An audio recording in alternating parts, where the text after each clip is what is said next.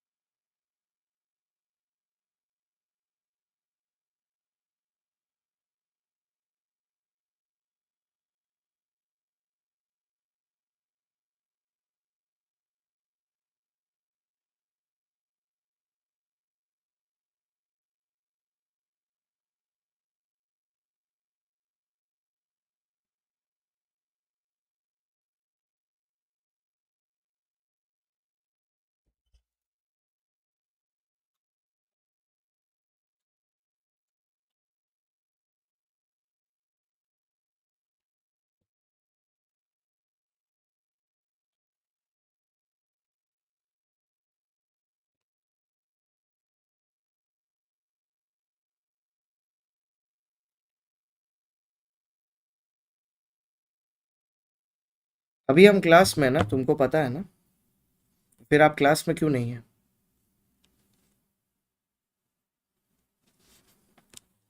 आइए चलिए। ओहो शीतल, चलिए शीतल जी वापस आइए क्लास में। इंडियन कॉन्ट्रैक्ट एक्ट, सॉरी मतलब इंडियन कॉन्ट्रैक्ट एक्ट तो चल ही रहा है, वो तो पता ही है। Okay, agency. सर एजेंसी होता क्या है? पहले सब one of the very important units है, लेकिन एजेंसी का मतलब क्या होता है? देखिए सर, ये एक आदमी है, ठीक है। इसके इंस्ट्रक्शन पर इसके इंस्ट्रक्शन पर जब कोई दूसरा आदमी एक्ट करता है तो इसको बोला जाता है एजेंट, काम करवाने वाले को बोला जाता है प्रिंसिपल, और इनके बीच में जो रिलेशनशिप होती है उसको बोलते हैं प्रिंसिपल एजेंट रिलेशनशिप। सर ये जो प्रिंसिपल एजेंट रिलेशनशिप है ये आपने पार्टनरशिप फर्म में भी होती है। ये जो प्रिंसिपल एजेंट रिलेशनशिप है ये आपने एलएलपी में भी देखी है। प्रिंसिपल एजेंट रिलेशनशिप का सबसे बड़ा सत्य यह है कि एजेंट जो भी करे उसके लिए प्रिंसिपल इज रिस्पॉन्सिबल। कि एजेंट जो भी करे उसके लिए प्रिंसिपल इज रिस्पॉन्सिबल। सबसे बढ़िया बात मैं आपको बोलता हूं, आपके मम्मी पापा, ठीक है, आपके मम्मी पापा, आपकी मम्मी आपके पापा की एजेंट है, आप अपने माता पिता के एजेंट हैं, ठीक है। तो एजेंसी हर जगह है, ठीक है, एजेंसी हर जगह है, इट इज एवरीवेयर, ठीक है। It is everywhere. तो मैं तो 11 बजे पढ़ा रहा हूँ ना, so this is the time you should not be messaging, है ना। बेसिक कॉमन सेंस नहीं है आजकल बच्चों को। आइए, ठीक है, तो ये तो है। अरे आप लोग भी तो अपने मम्मी पापा के एजेंट ही हो, आप लोग अपने मम्मी पापा के इम्प्लाइड एजेंट हो। कौन से एजेंट? Implied agent. मतलब मम्मी पापा ने आपके लिए रिस्पॉन्सिबिलिटी लेके रखी है, इम्प्लाइड एजेंट हो आप मम्मी पापा के, ठीक है, implied agent. Impliedly mummy papa आपके लिए काम कर रहे हैं, you are the implied agent of your mom and dad, ठीक है, इम्प्लाइड एजेंट हो आप लोग। आ जाओ सर। यार एसी चल रहा है क्या, गजब मौसम है। एसी चले तो ठंडा लगे, ना चले तो गर्मी। ठीक है, तो ये हो गया प्रिंसिपल एजेंट रिलेशनशिप, एकदम क्लियरली है सर। आज से पर्सनली मॉड्यूल को चैप को पढ़ूंगा, सो वेयर टू स्टार्ट। अच्छा अच्छा अच्छा, स्टार्ट करिए बेटा। अच्छा, एजेंसी थोड़ा सा बड़ा टॉपिक है, ठीक है। अगर आप देखो तो एजेंसी में इतने सब हेडिंग्स हैं, लेकिन सर ना ये सिर्फ देखने में बड़ा लगता है। मैं सच बता रहा हूं, यहां से यहां तक तो आप कब आ जाओगे आपको पता भी नहीं चलेगा, ठीक है। यहां से यहां तक तो आप कब आ जाओगे आपको पता भी नहीं चलेगा, ठीक है। ये सिर्फ देखने में बड़ा लगता है। 1 से 9 तक तो पलक झपकते पहुंच जाओगे, पता भी नहीं चलेगा, ठीक है। चलो सर, आते हैं सर। ओके, तो एजेंसी क्या है सर? सर एजेंसी एक भरोसे का रिलेशनशिप है। भरोसे के रिलेशनशिप को इंग्लिश में क्या बोलते हैं? Fiduciary relationship. अरे यार, जब मैं तुमको बोल रहा हूं मेरे बिहाफ पर काम करो, ठीक है, तो मेरे को तुम पे भरोसा ही है ना। मेरे और अन अकेडमी के बीच में भी तो यही है, प्रिंसिपल एजेंट रिलेशनशिप। एजेंट हूं मैं, प्रिंसिपल है अन अकेडमी। ये प्लेटफॉर्म है अन अकेडमी का। मैं जो भी करता हूं उसके लिए अन अकेडमी रिस्पॉन्सिबल होगा, क्योंकि प्लेटफॉर्म तो उनका है ना, ठीक है, प्लेटफॉर्म तो उनका है। तो जो भी हो वही रिस्पॉन्सिबल होंगे, ठीक है। मैं इस प्लेटफॉर्म पर कुछ भी करूं उसके लिए कौन रिस्पॉन्सिबल होगा? अन अकेडमी ही होगी। कॉमन सेंस वाली बात है, क्योंकि मैं उनका एजेंट हूं। Anything I do on the platform, Unacademy is responsible. But sir, मैंने बोला हाँ, पता कैसे चलेगा दो लोगों को देख के कि उनके बीच में प्रिंसिपल एजेंट रिलेशनशिप है? पता कैसे चलेगा सर दो लोगों को देख के कि उनके बीच में प्रिंसिपल एजेंट रिलेशनशिप है? कैसे समझ में कैसे आएगा? How will we get to know? तो ये चैनल आप नहीं, ये चैनल मेरा है और मैंने नाम एन अकेडमी सीए फाउंडेशन 360 रखा है। वाह बेटा हर्षित गुरु, वाह। बहुत देर से हम कोशिश कर रहे थे तुमको कुछ ना बोले, लेकिन यू आर जस्ट ट्रिमेंडस। आइए, चलिए, आइए टेस्ट ऑफ एजेंसी पर आते हैं, ठीक है। अब हमें कैसे पता चलेगा दो लोगों के बीच में एजेंसी है? बड़ा सिंपल सा टेस्ट है। पहला, जो भी काम एक आदमी कर रहा है जब उसके लिए रिस्पॉन्सिबल कोई दूसरा आदमी हो, तो उनके बीच में प्रिंसिपल एजेंट है। इसीलिए पापा हमेशा बोलते हैं घर के बाहर जब निकलते हो कुछ भी ऐसा मत करना जिससे खानदान की नाक कट जाए, क्योंकि तुम्हारी हर एक्टिविटी के लिए पापा ही लायबल है बाहर वालों को। इसीलिए जब भी टप्पू क्रिकेट खेलते हुए मार के जेठालाल का कांच तोड़ता है, तो सबसे पहले भिड़े जेठिया को फोन करता है, बोलता है ए, तुम्हारे बेटे ने घड़े का कांच तोड़ दिया। क्योंकि बेटे की हर एक्टिविटी के लिए, ठीक है, हर एक्टिविटी के लिए प्रिंसिपल रिस्पॉन्सिबल है। रेगुलर क्लास, शीतल मेरी क्लास रेगुलर ही होती है बेटा, आप रेगुलरली नहीं आती। आइए नेक्स्ट, दूसरी चीज, जब किसी एक आदमी के पास इतनी पावर हो कि वो आपके और किसी दूसरे के बीच में कॉन्ट्रैक्ट क्रिएट कर दे, तो वो आपका एजेंट होता है। बहुत बढ़िया एग्जांपल देता हूं। जब किसी आदमी ने इतनी पावर हो कि वो आपके और किसी दूसरे आदमी के बीच में रिलेशनशिप क्रिएट कर दे, तो वो भी उसका एजेंट है। जैसे एप्पल एक कंपनी है, ठीक है, एप्पल अपने प्रोडक्ट फ्लिपकार्ट पर बेचती है। मैंने फ्लिपकार्ट से आईफोन खरीदा। कॉन्ट्रैक्ट किसके बीच में है सर्विस प्रोवाइड करने का? अगर फोन में कुछ खराब हुआ, मेरे और फ्लिपकार्ट के कि मेरे और एप्पल के बीच में? मेरे और फ्लिपकार्ट के बीच में या मेरे एप्पल के बीच में? तो ये कॉन्ट्रैक्ट है मेरे और एप्पल और मेरे बीच में, ठीक है। लेकिन देखो बनाया किसने है? फ्लिपकार्ट ने। तो अगर एक पार्टी के पास इतनी पावर है कि वो दो लोगों के बीच में प्रिविटी क्रिएट कर सके, किन्हीं दूसरे दो लोगों के बीच में, तो ये पार्टी एजेंट है। ये है ना, फ्लिपकार्ट एजेंट ही तो है एप्पल की। एप्पल का प्रोडक्ट अपने प्लेटफॉर्म पर बेचती है, एप्पल का प्रोडक्ट अपने प्लेटफॉर्म पर बेचती है, एजेंट ही तो है। सही बोल रहा हूं ना? हाँ। तो दो टेस्ट होते हैं एजेंसी के, एक एजेंट की एक्टिविटी के लिए प्रिंसिपल लायबल, दूसरा एजेंट के पास इतनी पावर कि वो प्रिंसिपल और किसी दूसरे पार्टी के बीच में रिलेशन क्रिएट कर सके, ठीक है। इस चीज का एक लैटिन टर्म भी है, क्विट फेसिट पर एलियम फेसिट पर से। याद करने की दरकार नहीं है बट है, क्विट फेसिट पर एलियम फेसिट पर से। मतलब जब एक आदमी किसी दूसरे के थ्रू कोई काम करा रहा है तो इसे ऐसे देखो कि वही कर रहा है। प्रिविटी मतलब यूनिट नंबर 2, ठीक है। जब कोई आदमी किसी दूसरे के थ्रू कोई काम करवा रहा है तो उसे ऐसे देखो कि वो खुद ही ये काम कर रहा है। उसी का लैटिन वर्ड है क्विट फेसिट पर एलियम फेसिट पर से। जैसे मैं एक छोटी सी बात बोलता हूं, ठीक है।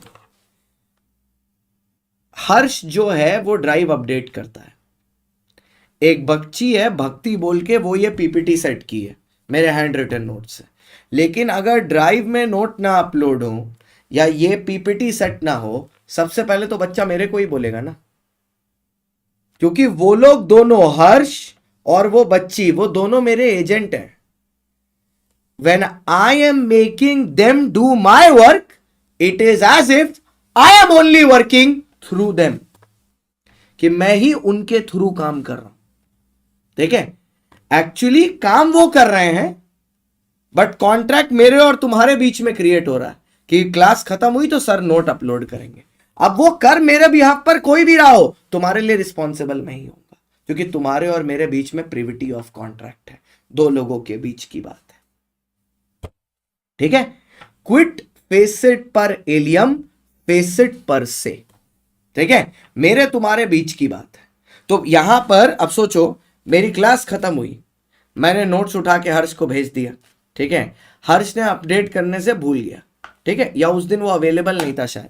दृष्टि ने सुबह उठते ही नोट्स किससे मांगे? हर्ष से? नहीं, मेरे से। क्योंकि जब मैंने बोला मैं नोट्स भेजूंगा, एक कॉन्ट्रैक्ट क्रिएट हो गया मेरे और तुम लोगों के बीच में, जिसको मैं नहीं परफॉर्म कर रहा, मेरे थ्रू एक आदमी परफॉर्म कर रहा है, लेकिन लाइबिलिटी मेरी है, लाइबिलिटी मेरी है। सर क्लास खत्म करके कॉल करता हूं, वाईटी पर हूं, क्लास खत्म करके कॉल करता हूं। हाँ हाँ, क्योंकि वो मेरे थ्रू हो रहा है, मैं रिस्पॉन्सिबल हूं, ठीक है। सर एजेंट कौन रख सकता है? कोई भी, a person of sound mind, competent mind, मतलब जो ठीक दिमाग का आदमी। कौन एजेंट बन सकता है? अब ये बढ़िया है, कौन एजेंट बन सकता है?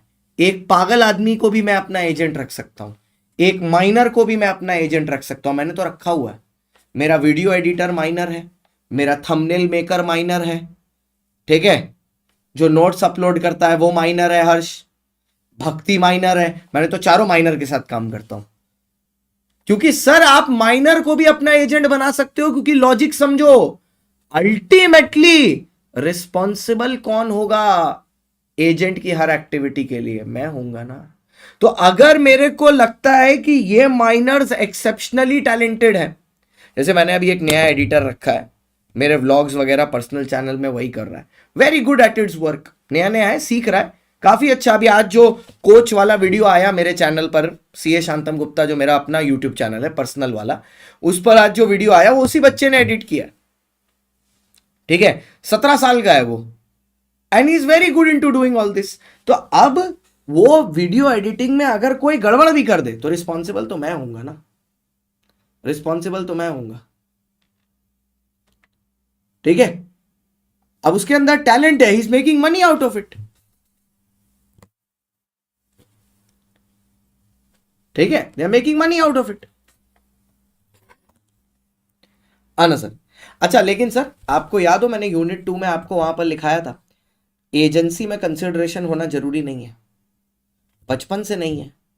मम्मी बोलती है नीचे जा नमक का पैकेट लेके आ जा, तुम बोलते नहीं हो मम्मी 20 रुपए दे दो, मैं जाऊंगा तो मुझे क्या मिलेगा, तुम बोलते हो ना मैं जाऊंगा मम्मी तो मुझे क्या मिलेगा, नाचते नाचते पूछते हो ना मम्मी मैं जाऊंगा तो मुझे कितने पैसे मिलेंगे।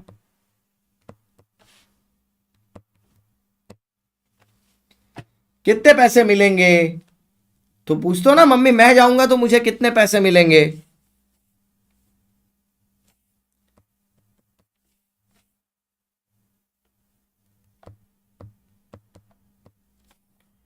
कि मेरे को कितने पैसे मिलेंगे। अब बात ऐसी है कि तुमको पैसे मिलेंगे, ठीक है, या ना मिले, कभी कभार मम्मी डांट देगी, बोले घर का काम करने के लिए पैसा देंगे, मैं क्या पैसे लेती हूं घर में काम करती हूं तो। कभी कभी मम्मी डांट देगी, ठीक है, कभी कभी मम्मी डांट देगी,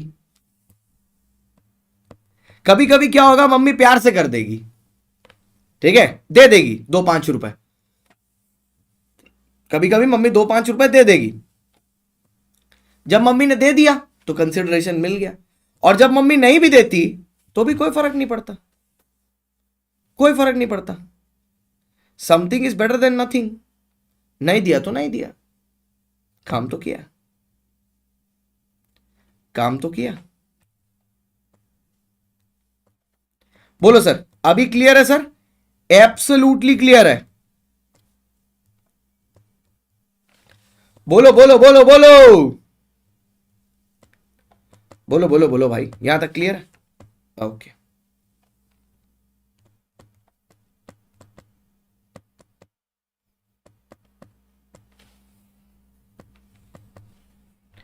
ठीक है। आपको आपकी मम्मी भी डांट लगाती है बेटा, मम्मियां सबकी एक ही जैसी होती हैं बेटा, ये बात याद रखना, मम्मी किसी की अलग नहीं होती, जैसी मेरी है वैसी ही तुम्हारी भी है। और यहां पर आदमी सूट पहने चाहे जो पहने, ये याद रखना वहां पर भी तुम ही हो, वहां ये सूट के पीछे भी एक आदमी है जिससे दिवाली के दिन घर साफ कराया जाता है, तो ऐसा कोई वो नहीं है।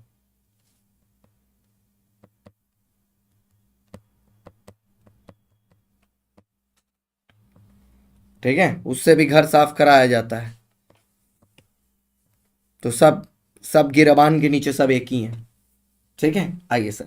अच्छा, अब जो एजेंट है उसको तो उसका काम समझाना पड़ेगा कि वो क्या कर सकता है क्या नहीं कर सकता। तो एक तो जैसे मेरे और अन अकेडमी के बीच में हमारा रिटर्न कॉन्ट्रैक्ट है, नहीं कोई वैकेंसी नहीं है बेटा, आप पढ़ लीजिए वही बहुत बड़ी बात है, हमारा एक रिटर्न कॉन्ट्रैक्ट है। ठीक है, एक्सप्रेस में हमारा रिटर्न कॉन्ट्रैक्ट है, वर्ड्स स्पोकन या राइटिंग में क्लियरली बता दिया गया है कि हमको क्या करना है, कब करना है और कितना करना है, एकदम क्लियर कट बता दिया गया है क्या करना है, कब करना है, कितना करना है। ठीक है, हमको बोल दिया गया है पूरा क्लियरली, मेरा स्कोप मेरा अप्रोच डिफाइंड है कि what I have to do. ठीक है, हाँ सीए बनने के बाद बेटा, घर सीए बने हो तो तुमने घर में तो तुम बेटे ही रहोगे कि छाती पे सीए टाइप करा लोगे, माँ तो माँ ही होती है, उनके लिए तुम हमेशा बच्चे ही रहोगे, चाहे तुम सीए बन जाओ या बीए कर लो। ठीक है, अच्छा कभी कभी अथॉरिटी इंप्लाइड भी होती है, इंप्लाइड मतलब केस टू केस बेसिस पर। जैसे मेरे कॉन्ट्रैक्ट में ऐसा कुछ लिखा नहीं है कि भैया एग्जाम आएंगे तो मैराथन रिवीजन यूट्यूब पर लेना पड़ेगा, ऐसा कुछ भी नहीं लिखा, सिर्फ प्लेटफॉर्म पे पढ़ाना है, कोर्स कंप्लीट करना है, यही लिखा हुआ है। तो ये मेरे को केस टू केस बेसिस पर नेचर से समझ में आता है कि पढ़ाने के साथ रिवाइज भी कराना पड़ेगा। ठीक है, ये कंडक्ट है, 3C लिखे मैंने, सी सी सी, केसेस, सरकमस्टेंसेस, कंडक्ट। जब आपको नेचर से समझ में आता है कि आपको कोई काम करने की अथॉरिटी मिली है। जैसे अगर आपको याद हो, मैंने ये सेम चीज आपको section number 19 and 22 of partnership act में भी पढ़ाया था, याद है? 19 एंड 22 ऑफ पार्टनरशिप एक्ट में भी पढ़ाया था, अगर आपको याद हो तो। सेम चीज मैंने पढ़ाई थी वहां पर। क्या बोला था पार्टनरशिप में, याद करना सर। पार्टनरशिप में भी 19 और 22 के अंदर कुछ ऐसी एक्टिविटी होती हैं जो विद इन इंप्लाइड अथॉरिटी होती हैं, ठीक है, जो वो कर सकता है। जैसे गुड्स का buying and selling, cheque bill invoice draw करना, ट्रेडिंग करना कंपनी के ये फर्म के बिहाफ पर, प्रॉपर्टी प्रॉपर्टी जो उसके गुड्स हैं उनको खरीदना बेचना, तो ये तो उसमें भी था ना, पार्टनरशिप में भी। पार्टनरशिप बोल रहे हैं सोगा, मारे कंटाप खींच के। एजेंसी सोगा में क्या करने गया था, पार्टनरशिप में था। वही सेम चीज यहां पर भी है कि authority can be implied as well as express. अभी बोल रही थी कि मैं क्लास में बिल्कुल बात नहीं करती, जीवन भर में जितना बात नहीं किया आज ही बक लेगी, ठीक है। 3 तो निपट गया, डिफाइन हो गया, टेस्ट हो गया, अपॉइंटमेंट ऑफ अथॉरिटी हो गया। आगे आते हैं, next implied agency. Implied agency में सबसे पहले आता है एजेंसी बाय एस्टॉपल, ठीक है, estoppel, agency by estoppel. Estoppel किस केस में, एस्टॉपल का मतलब क्या होता है, ठीक है, इंप्लाइड एजेंसी एस्टॉपल का मतलब जब आप अपने बिहेवियर से ऐसा दिखा रहे हो कि एक आदमी आपके सामान को बेचने के लिए एलिजिबल है। जैसे मैंने एक कार्ड प्रिंट किया, उसमें मैंने अपने स्टाफ का नंबर लिख दिया और नाम लिख दिया। तुम लोग जब पूछते हो सर आपकी बुक कहाँ मिलेगी, मैं तुरंत तुमको एक नंबर फॉरवर्ड करता हूँ, वो नंबर फॉरवर्ड करके मैं तुमको बोलता हूँ ये तुम्हारी बुक का नंबर है, ठीक है, सीधे नंबर दे देता हूँ तुमको। अब वो जो नंबर में जो आदमी बैठा है, मैंने अपने बिहेवियर से यही तो दिखाया है कि वो मेरे लिए काम कर रहा है, वरना मैंने तुमको नंबर क्यों दिया। That is called agency by estoppel. मैं बाद में पलट के नहीं बोल सकता कि वो नंबर गलत है, या वो नंबर पे डिटेल नहीं सेंड करना है, वो नंबर से जो मैसेज आया उसमें पेमेंट मत करो। एक बार तुमने कर दिया, आई एम लायबल, क्योंकि मैंने तुमको नंबर दिया है, मैंने तुमको नंबर दिया है,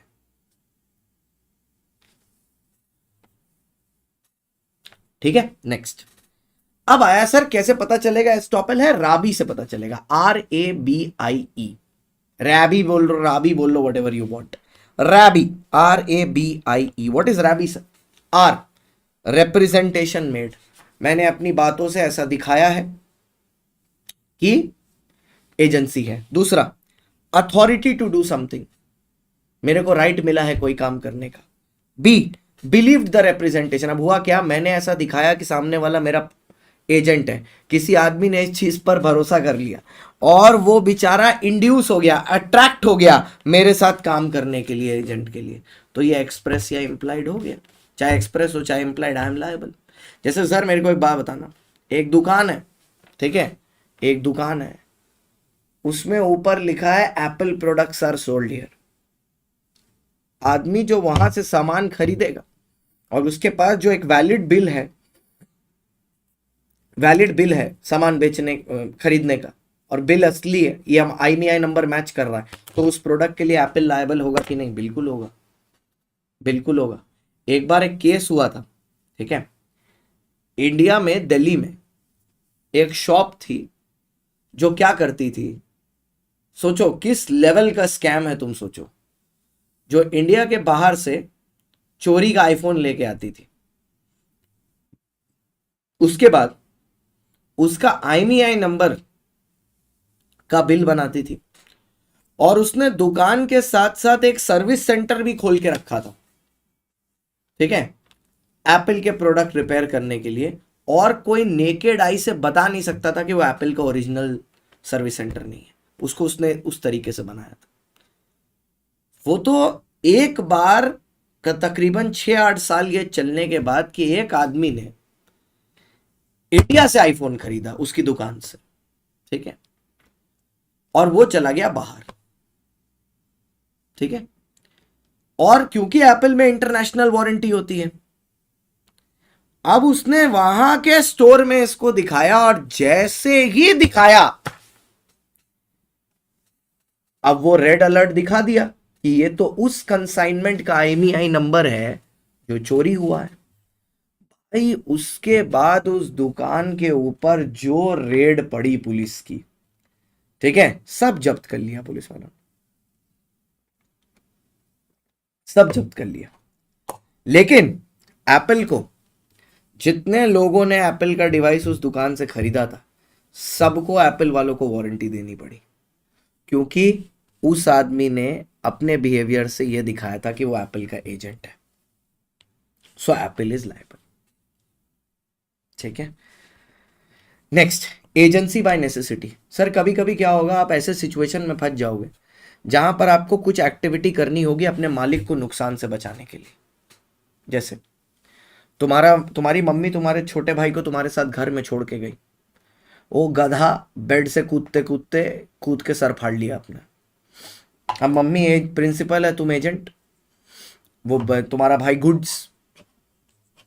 ये सिचुएशन नेसेसिटी का है ना, तुमको उसको टेक केयर करने के लिए हॉस्पिटल लेके जाना पड़ा, जितने भी खर्च लगे वो मम्मी से रिकवर होंगे कि नहीं होंगे? बिल्कुल होंगे, इट इज नेसेसिटी। एक और एग्जाम्पल है, आपकी बुक में बताता हूं, एग्जाम में आया हुआ है। एक आदमी ट्रक में टमाटर लेके जा रहा है अपने मालिक के लिए, बीच रास्ते में फ्लड आ जाता है, पूरा रास्ता टूट जाता है लैंडस्लाइड की वजह से। अब उसको पता है कि ट्रक में 2 दिन तक टमाटर रखे रहेंगे, अगर 2 दिन तक, ठीक है, अगर 2 दिन तक, ठीक है, वो सामान बर्बाद रहा, ठीक है, वो 2 दिन तक वो सामान बर्बाद रहा, ठीक है, पड़ा रहा, अब तो सामान खराब हो जाएगा। तो वैसे सिचुएशन में वो आदमी क्या करता है, वो आदमी वो सामान को उठा के बेच देता है टमाटर को नियर बाय दुकान में। तो क्या ये वैलिड है? यस सर, वो वैलिड है। That is agency in case of necessity. Next, agency bye operation of law. ठीक है, ऑपरेशन ऑफ लॉ मतलब जब लॉ आपको एजेंट बना देता है बाय डिफॉल्ट, जैसे कि प्रिंसिपल एजेंट रिलेशन, जैसे कि पार्टनरशिप में होता है। सर पार्टनरशिप में हर पार्टनर दूसरे पार्टनर का एजेंट है। पार्टनरशिप में हर पार्टनर दूसरे पार्टनर का एजेंट है, और ये मैंने नहीं क्रिएट किया, ये लॉ ने क्रिएट किया है। पता है, एक तो और होना चाहिए, हस्बैंड एंड वाइफ।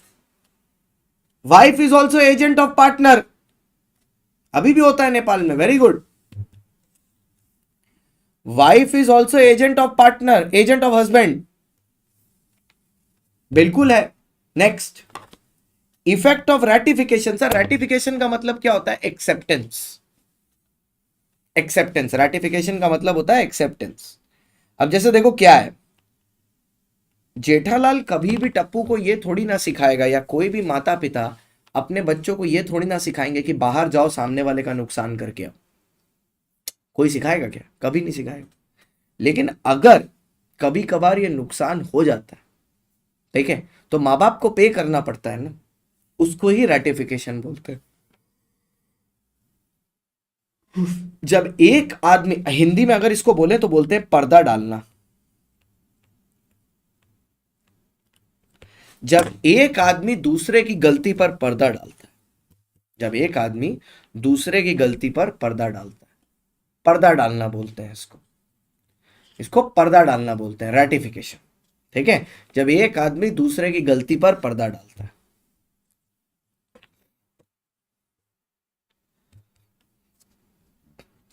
ठीक है, अब सुनो, तुमने मम्मी को बोला कि मम्मी मैं दोस्त से मिलने जा रहा हूं, ठीक है, और साथ में ग्रुप स्टडी करनी है, पापा को बोलूंगा तो पापा जाने नहीं देंगे, तुम प्रोटेक्ट कर लेना, ये बोल के कि मेरे को बाहर भेजा है।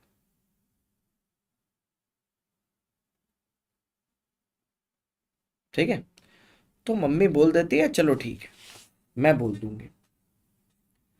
ठीक है, अब जब पापा आए तब तक तुम घर नहीं आए थे, तो मम्मी ने बोला कि कोई नहीं कोई नहीं, मैंने उसको भेजा था बाहर सामान लेके आने के लिए, और मीठा भी लेके आना था क्योंकि होली आ रही है, इसीलिए बेचारा लेट हो गया होगा, दुकान में भीड़ होगी। लेकिन ये पता है कब तक वैलिड होगा? जब तक पापा को पता नहीं है।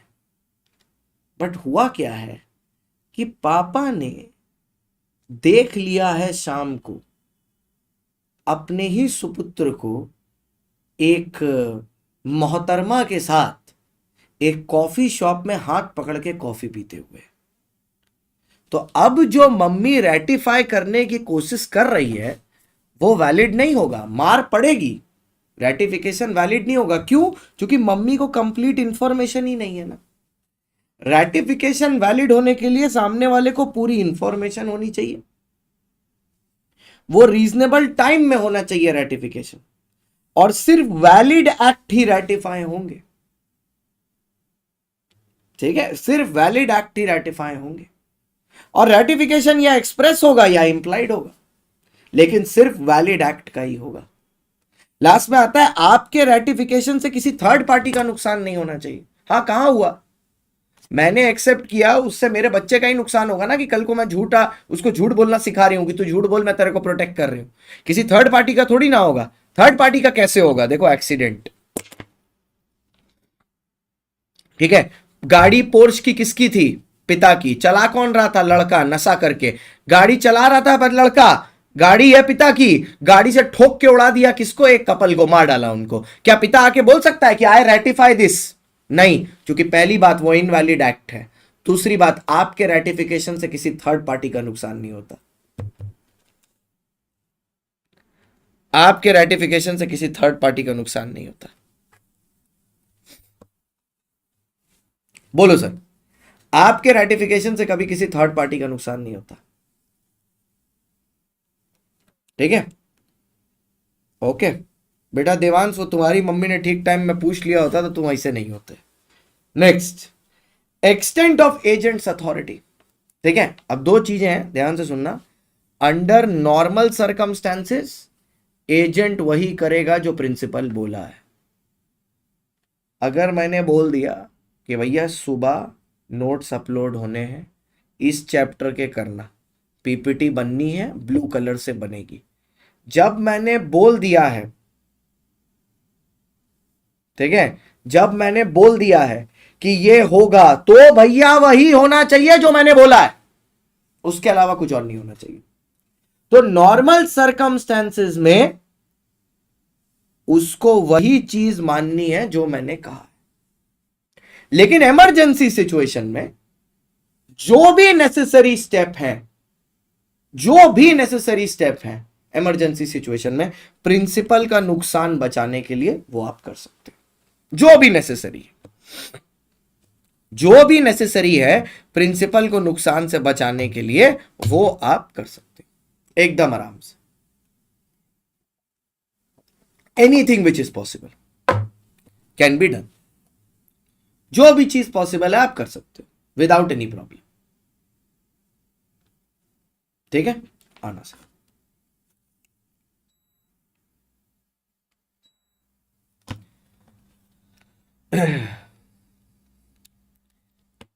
ओके, चलो। बट सर हमें कैसे पता चलेगा कि इमरजेंसी कब है और इमरजेंसी में क्या स्टेप लेना है? पीएनआर और बिजनेस क्लास, ये आया हुआ है एग्जाम में। एजेंसी में कौन सा स्टेप लेना है वो पीएनआर और बिजनेस क्लास पे डिपेंड करेगा।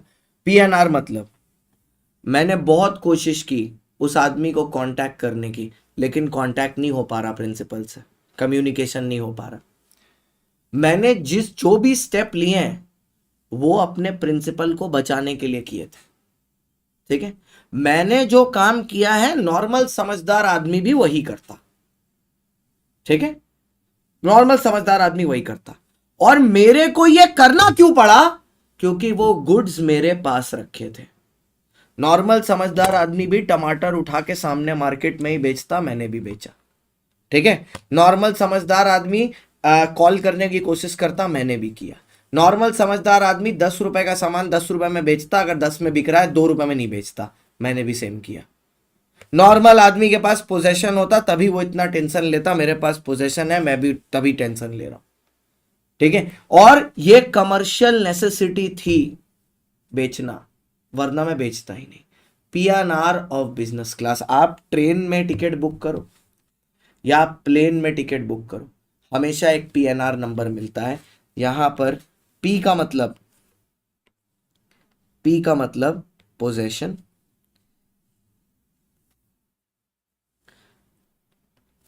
आर का मतलब मोस्ट रीजनेबल कोर्स, बी का मतलब बोनाफाइड, सी का मतलब कमर्शियल नेसेसिटी, और एन का मतलब no communication. PNR of business class, ठीक है, PNR of business class. P for possession, N for no communication, R for reasonable course, B for bona fide, C for commercial necessity। अगर agent कुछ ना करे तो emergency के time, कुछ ना करे तो कुछ ना करे, कोई दिक्कत नहीं। इमरजेंसी में वो जो भी कर रहा है वो उसकी मतलब वो तो उसके अच्छाई है। अब हर आदमी अच्छा हो ये जरूरी थोड़ी ना, कुछ आदमी तो निर्लज्ज भी होते हैं। अब बच्चा बोल रहा है तो एजेंट लॉस बेयर करेगा, नहीं, एजेंट सिर्फ उस एक्टिविटी के लिए लॉस बेयर करेगा अगर वो फेल हो जाता है अपनी अथॉरिटी का जो काम है वो करने से। अगर कोई चीज उसकी अथॉरिटी में नहीं है तो रिस्पॉन्सिबल ही नहीं है। क्रिएशन ऑफ एजेंसी हो गया, एक्स वैलिड रेटिफिकेशन हो गया, एक्सटेंट ऑफ एजेंसी होता, हमने बोला ना कितनी जल्दी ये वाला पोर्शन खत्म हो जाएगा पता भी नहीं चलेगा। 1 से 6 तक आप आ भी गए, ठीक है, 1 से लेके 10 ऐसे खत्म हो जाएंगे पता भी नहीं चलेगा, इतना इजी टॉपिक है। बच्चा ये टॉपिक से डरता क्यों है पता है, थोड़ा सा लेंदी है, तो वो तो भैया जिंदगी भी बहुत लंबी है, उससे भी डरने लगो। एक चीज को एक पॉइंट ऑफ टाइम पे समझो, ऐसा थोड़ी ना एग्जाम में आने वाला है कि पूरा का पूरा चैप्टर लिख के दिखाओ, ये तो नहीं आने वाला है। तो जिंदगी में इतना परेशान मत हो, एक सरकमस्टेंस को एक सरकमस्टेंस की तरह पकड़ो,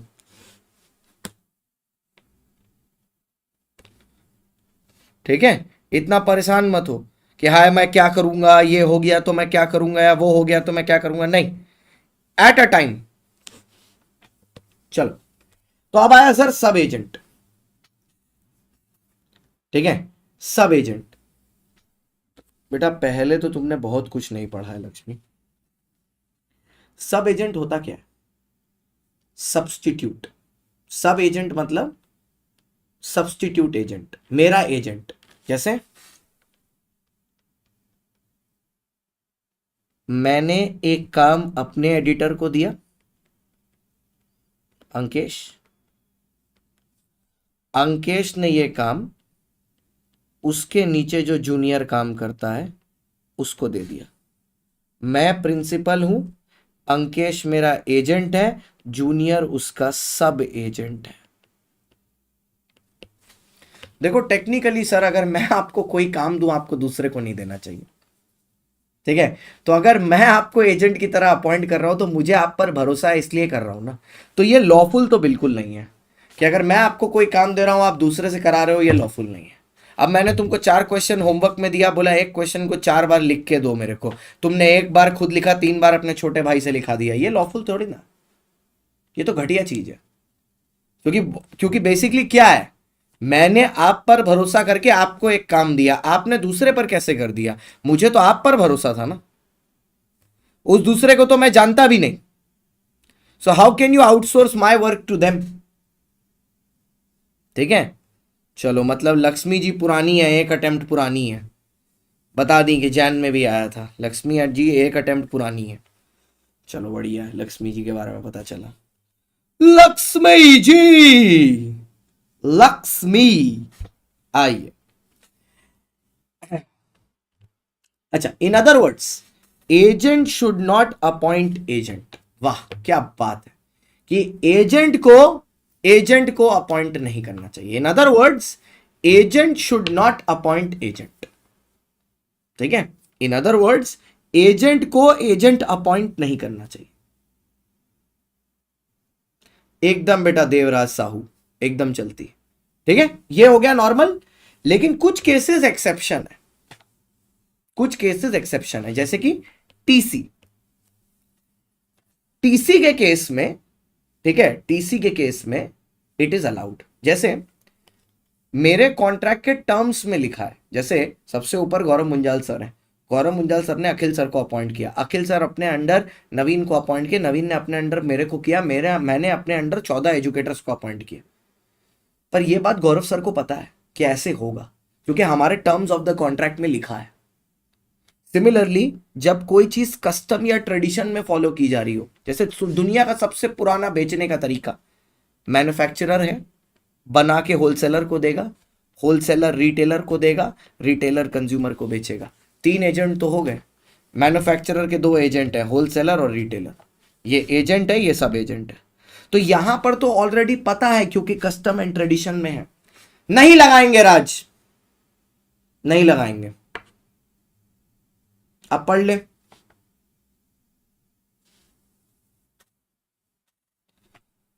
मां कसम बहुत पीछे लगते हो भाई तुम।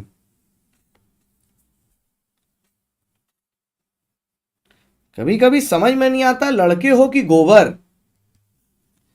कि चिपक जाते हो तो बस हटते ही नहीं हो उस जगह से। आइए टीसी सिमरन का क्या हुआ। आदर्श, सबसे बढ़िया बात तो यह है कि तुम अभी तक सिमरन के जानने वाले हो यहां पर, मतलब इससे समझ में आ रहा है तुम कितने पुराने हो।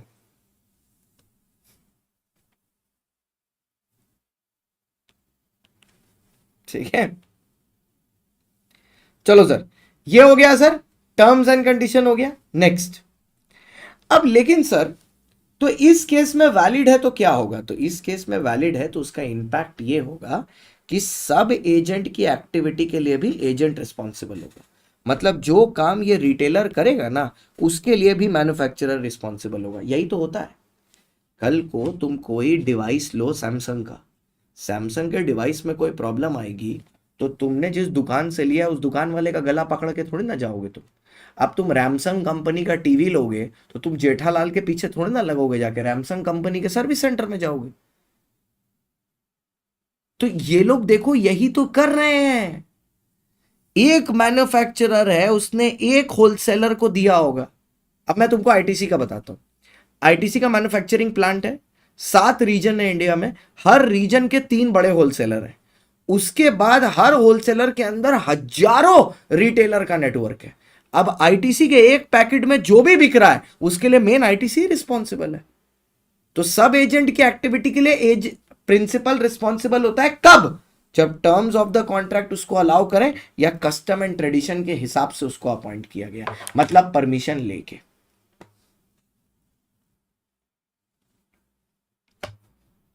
मतलब परमिशन लेके। Is it clear sir? बोलो। ओके लेकिन सर कभी कभार क्या होता है ना, अनफॉरसीन सिचुएशन हो जाती है जिसकी वजह से किसी और को अपॉइंट करना ही पड़ता है। मतलब आपातकालीन स्थिति जिसको बोलते हैं। जैसे फॉर एग्जाम्पल मान लो क्या हुआ कि एजेंट की ना बहुत तबीयत खराब हो गई, तो उसने अपनी जगह अपना काम किसी और को दे दिया कि भाई तू कंप्लीट कर दे। अब तुम मेरे को एक बात बताओ, उस केस में क्या सब एजेंट की एक्टिविटी के लिए प्रिंसिपल रिस्पॉन्सिबल होगा?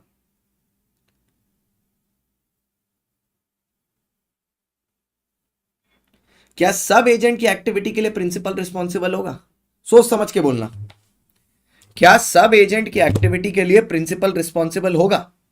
The answer is no. अगर उसको टीसी के अलावा किसी भी तरीके से अपॉइंट किया गया है, क्या बोला मैंने, अगर उसको टीसी के अलावा किसी भी तरीके से अपॉइंट किया गया है तो एजेंट जो है वही सब एजेंट के लिए रिस्पॉन्सिबल होगा, बाहर वाले को प्रिंसिपल नहीं होगा। क्योंकि प्रिंसिपल सीधा क्या बोल देगा, मैंने थोड़ी ना अपॉइंट किया उसको, मैं थोड़ी ना जानता वो कौन है, मेरा कोई लेना देना ही नहीं है उससे। जैसे जब, मतलब don't take it in another sense, logically बोल रहा है, जब कोई गुंडा उंडा पकड़ाता है, ठीक है, जो किसी पॉलिटिकल पार्टी के लिए कोई हरकत कर रहा है, पॉलिटिकल पार्टी तुरंत डिसोन कर देती है कि हम तो जानते ही नहीं कौन है, तुरंत बोल देती है अरे हम तो जानते ही नहीं कौन है, ये किसी और के लिए काम करता होगा।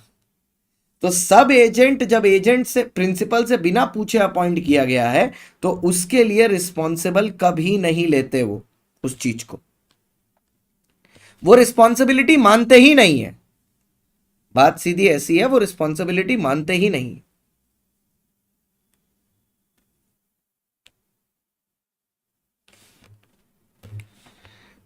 ठीक है, चलो। ये आजकल भैया पॉलिटिकल पार्टी उटी के बारे में जो भी बोलो बड़ा सोच समझ के बोलना होता है, इसीलिए मैंने बोला पहले बोल दूं, कहीं की बात कहीं और चली जाती है, कुछ का कुछ और भसड़ मच जाती है।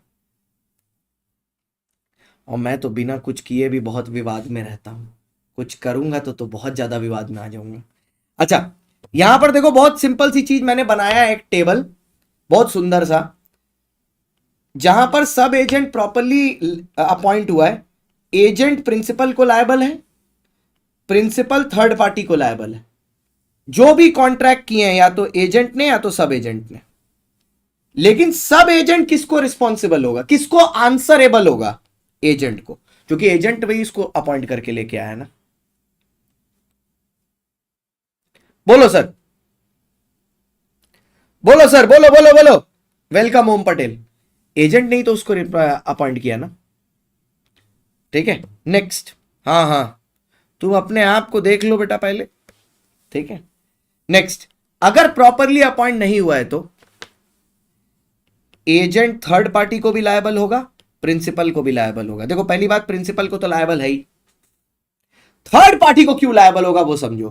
क्योंकि थर्ड पार्टी को लायबल होगा for the acts of the sub agent, क्योंकि प्रिंसिपल लायबिलिटी नहीं उठाएगा, सब एजेंट खाली एजेंट को लायबल है, और प्रिंसिपल थर्ड पार्टी को लायबल है, लेकिन कौन सी वाली? एजेंट के एक्ट के लिए, सब एजेंट के एक्ट के लिए लायबल नहीं है। अरे कॉमन सेंस है ना, जब हमने तुमको अपॉइंट ही नहीं किया तो हम तुम्हारे लिए लायबल क्यों होंगे? जब हमने तुमको अपॉइंट ही नहीं किया तो हम तुम्हारे लिए लायबल क्यों होंगे? कल एक बच्चा अन अकेडमी में फोन करके बोलता है सेल्स टीम को कि मेरी शांतम सर से बात हुई है, उन्होंने बोला है कि मुझे कोर्स 90% ऑफ में दे दिया जाए। इसको लगता है कि सेल टीम वाले तो बेवकूफ हैं।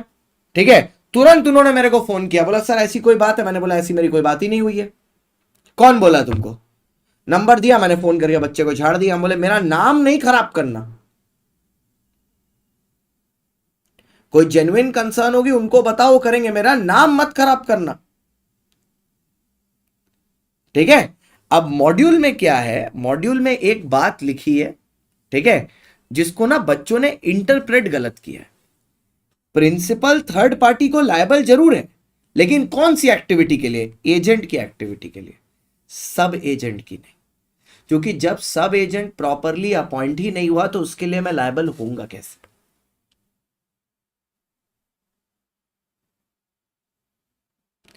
अरे 1 2 3 4 एक पीडीएफ में कर दो, 5 6 7 8 9 10 11 अलग पीडीएफ में कर दो, खत्म हो गई कहानी। हुआ सर?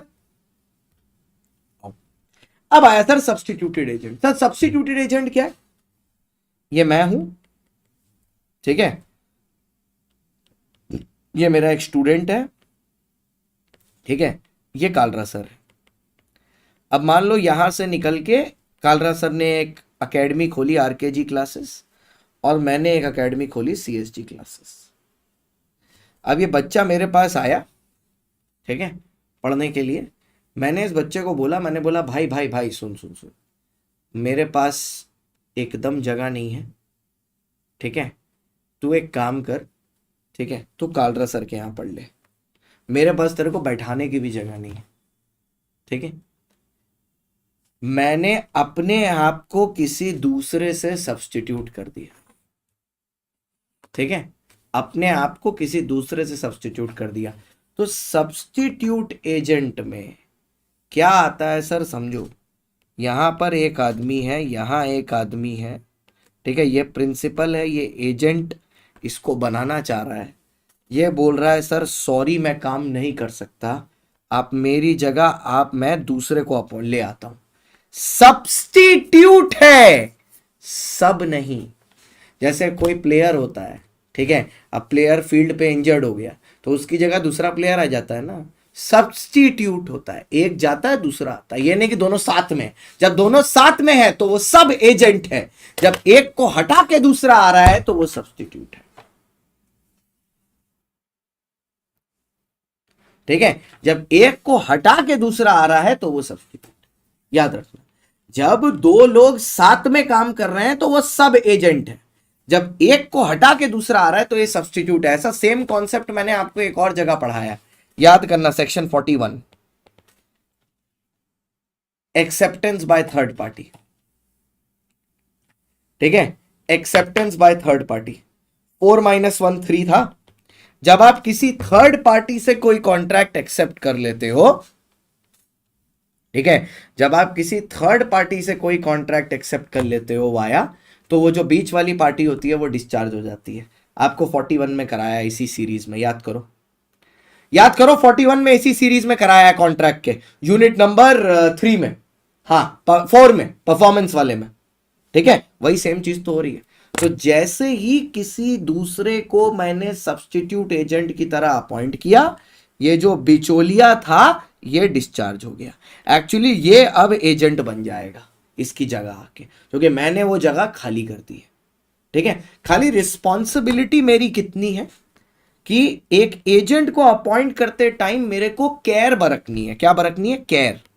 जितना मैं अपने लिए कोई एजेंट अपॉइंट करने में ऑर्डिनरी प्रूडेंस रैशनल आदमी जितना केयरफुल रहता, उतना ही केयर मेरे को मेंटेन करनी है। दैट इज इट, और कुछ नहीं। That is called substituted agent. ठीक है, अब पीछे आ जाओ। अब देखते हैं कहां तक निपटा दिए।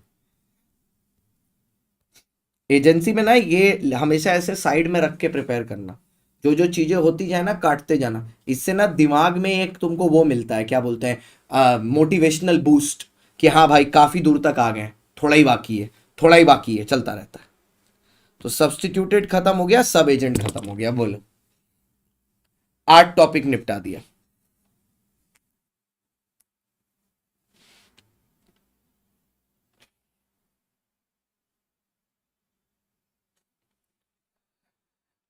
आठ टॉपिक निपटा दिया। एक सेकंड रुक जाओ।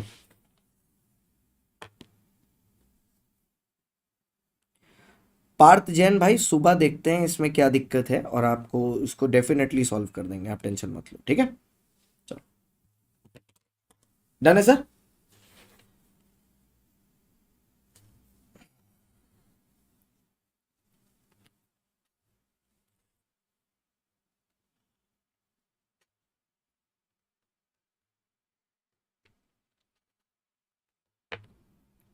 ले भाई,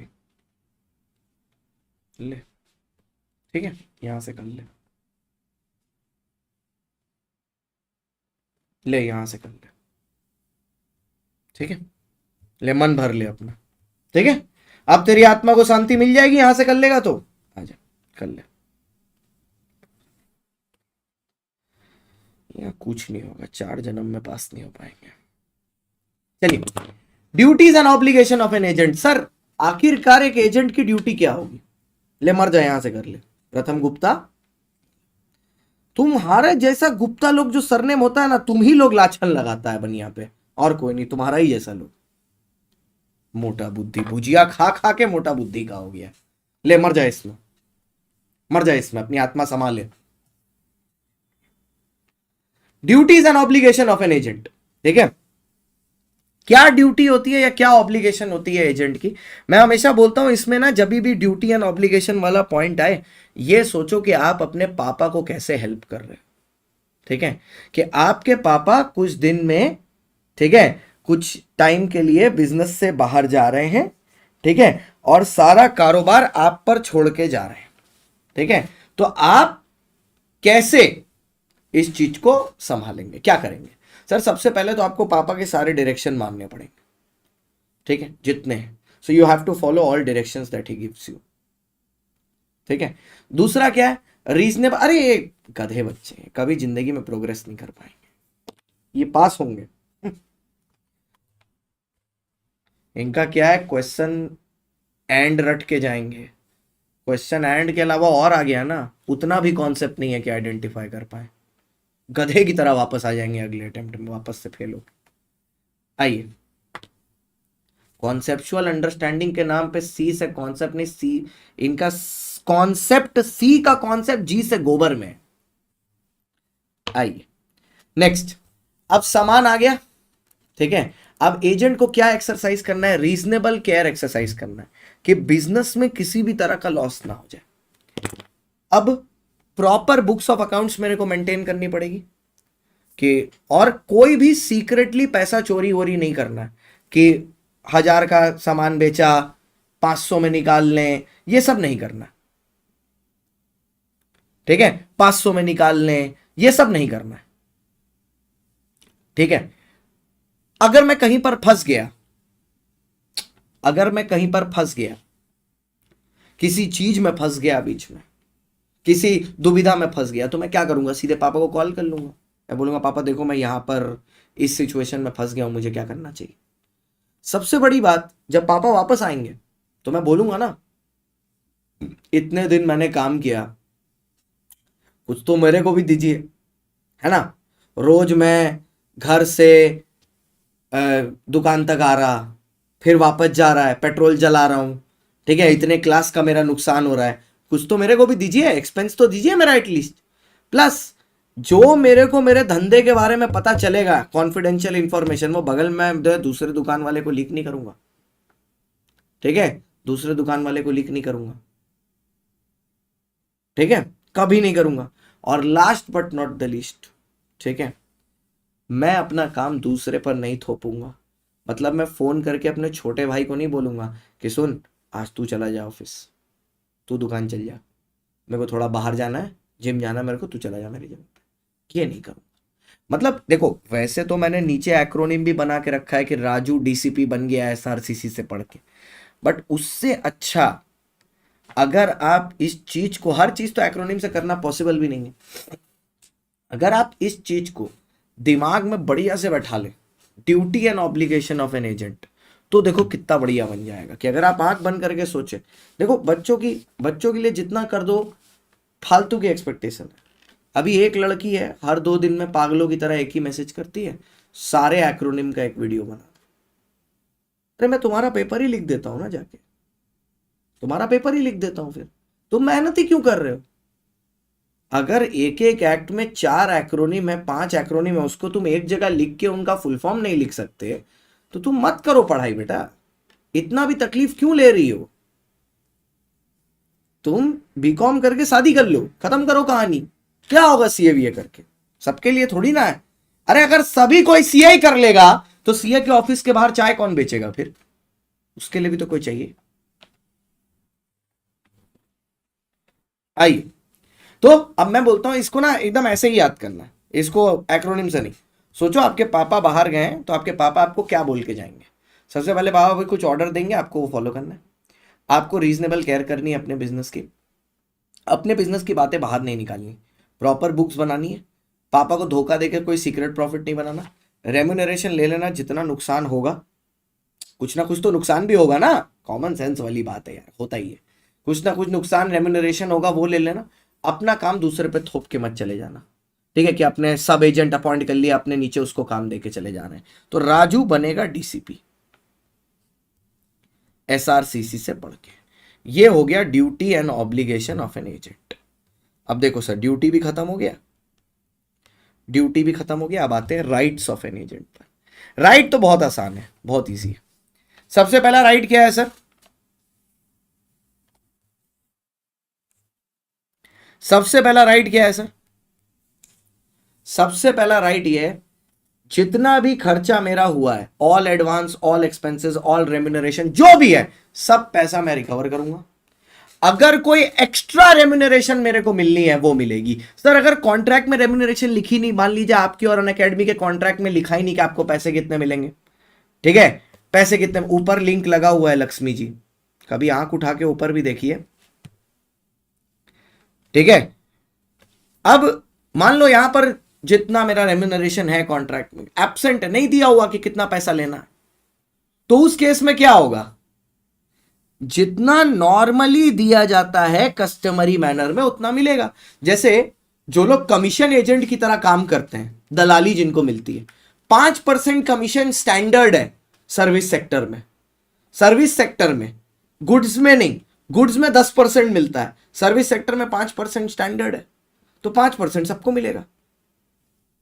ठीक है सर, अगर मेरा प्रिंसिपल मेरे को कंपेंसेशन पेमेंट करने से मना कर दे तो हम क्या करेंगे? उसकी प्रॉपर्टी पर लियन आजमा लेंगे, उसकी प्रॉपर्टी पर लियन आजमा लेंगे, उसकी प्रॉपर्टी हथिया लेंगे, उसकी प्रॉपर्टी पर लियन आजमा लेंगे, उसकी प्रॉपर्टी हथिया लेंगे, ठीक है, उसकी प्रॉपर्टी पर डकैती कर लेंगे। लेकिन सर वो लियन हम तभी आजमा पाएंगे अगर उस प्रॉपर्टी का फिजिकल पोजेशन मेरे पास है।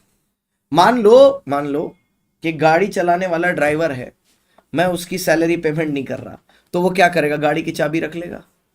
हाँ, गाड़ी की चाबी रख सकता है, लेकिन गाड़ी में पीछे मेरा बच्चा रख के गाड़ी की चाबी लेके नहीं जा सकता, वो किडनैपिंग होती है, वो नहीं कर सकता। मतलब वो सामान के ऊपर वो लियन आजमा सकता है जो उसको लॉफुली मिला है, जो इलीगल नहीं है, और एक बार अगर उसने मेरे को चाबी वापस कर दी तो लियन खत्म। वो लिंक कहां है? अरे ऊपर चैट में पिन किया हुआ है, देखो ना लक्ष्मी।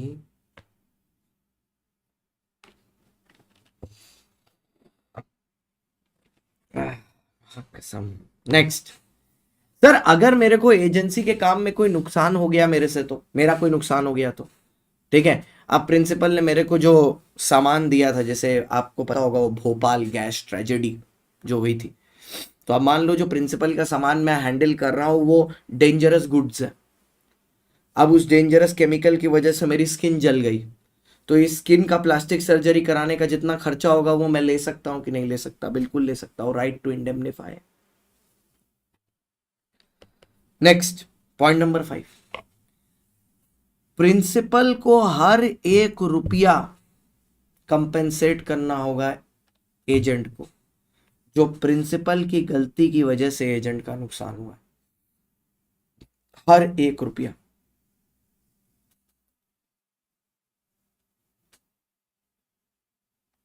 नो प्रॉब्लम बेटा, focus on improving you will. बेटा हर्षित गुरु, एक बात बोलूं, मां कसम खा के बोलता हूं, सबसे ज्यादा इरिटेटिंग तुम है, सबसे इरिटेटिंग। अगर तुम बॉयज स्कूल में है और तुम्हारा दोस्त लोग तुमको मारता नहीं है, तो शायद इस एरा में असली दोस्त होता ही नहीं है। क्योंकि जैसा तुम है ना, अगर तुम हम लोग के साथ का दोस्त होता, हम लोग तुमको रोज मारते और मार मार के सुधार देते थे, बट शायद तुम्हारे वैसे दोस्त हैं नहीं। सबसे इरिटेटिंग आदमी तुम है, ठीक है? चलो, सुन लिए तो तुम्हारा मन भर गया होगा, ठीक है? अब राइट्स हो गया, ड्यूटी हो गया, अब बस ये 4 टॉपिक हमारे बचे हैं, ठीक है? उसमें से भी लास्ट 2 टॉपिक तो छुटू पुटू है, छोटा सा खत्म हो जाए, ठीक है? आओ सर खत्म करते हैं, last 10 minutes and we finish up with this topic. Liability of third party. बहुत मारते भाई बेटा, हम बता रहे हैं। थर्ड पार्टी की तरफ क्या लाइबिलिटी है और राइट है, मतलब प्रिंसिपल की थर्ड पार्टी से क्या लाइबिलिटी है और प्रिंसिपल की थर्ड पार्टी से क्या राइट है। इसके पहले आपने एजेंट के राइट और ड्यूटी देखे, अब आप प्रिंसिपल की राइट देख रहे हो थर्ड पार्टी के अगेंस्ट, प्रिंसिपल का ड्यूटी देख रहे हो थर्ड पार्टी के अगेंस्ट। वेरी गुड आदर्श। ओके, क्लियर है सर? फिर से, प्रिंसिपल का राइट और ड्यूटी देख रहे हैं थर्ड पार्टी की तरफ, एजेंट का देख चुके हैं। आ जाओ।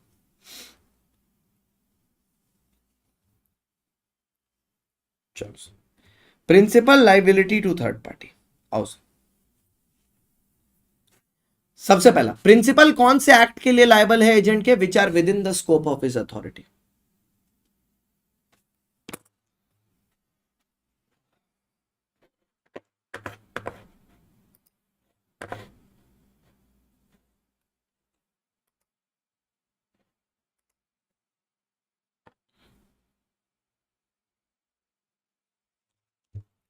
आ जाओ।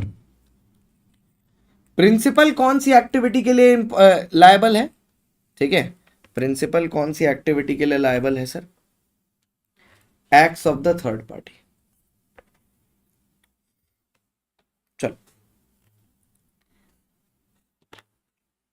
ओके, आते सर। ठीक है, सबसे पहला, जो भी एजेंट करेगा जो विद इन अथॉरिटी होगा, जो भी एजेंट करेगा जो विद इन अथॉरिटी होगा, प्रिंसिपल उसके लिए लायबल होगा। ठीक है, प्रिंसिपल हर उस एक्ट के लिए लायबल होगा जो एजेंट करेगा विद इन अथॉरिटी। ठीक है, प्रिंसिपल हर उस एक्ट के लिए लायबल होगा जो एजेंट करेगा विद इन अथॉरिटी। सर, अगर कोई काम अथॉरिटी को एक्सीड करके कर दिया तो, मतलब औकात के बाहर, मतलब अथॉरिटी को एक्सीड करके कर दिया तो, औकात के बाहर तो, सिंपल समझना, अगर वो अथॉरिटी वाला काम और अनअथॉरिटी वाला काम सेपरेबल है तो जो विद इन अथॉरिटी है उसके लिए प्रिंसिपल लायबल। अगर वो अथॉरिटी वाला या नॉन अथॉरिटी वाला सेपरेबल नहीं है तो सिर्फ एजेंट रिस्पॉन्सिबल है।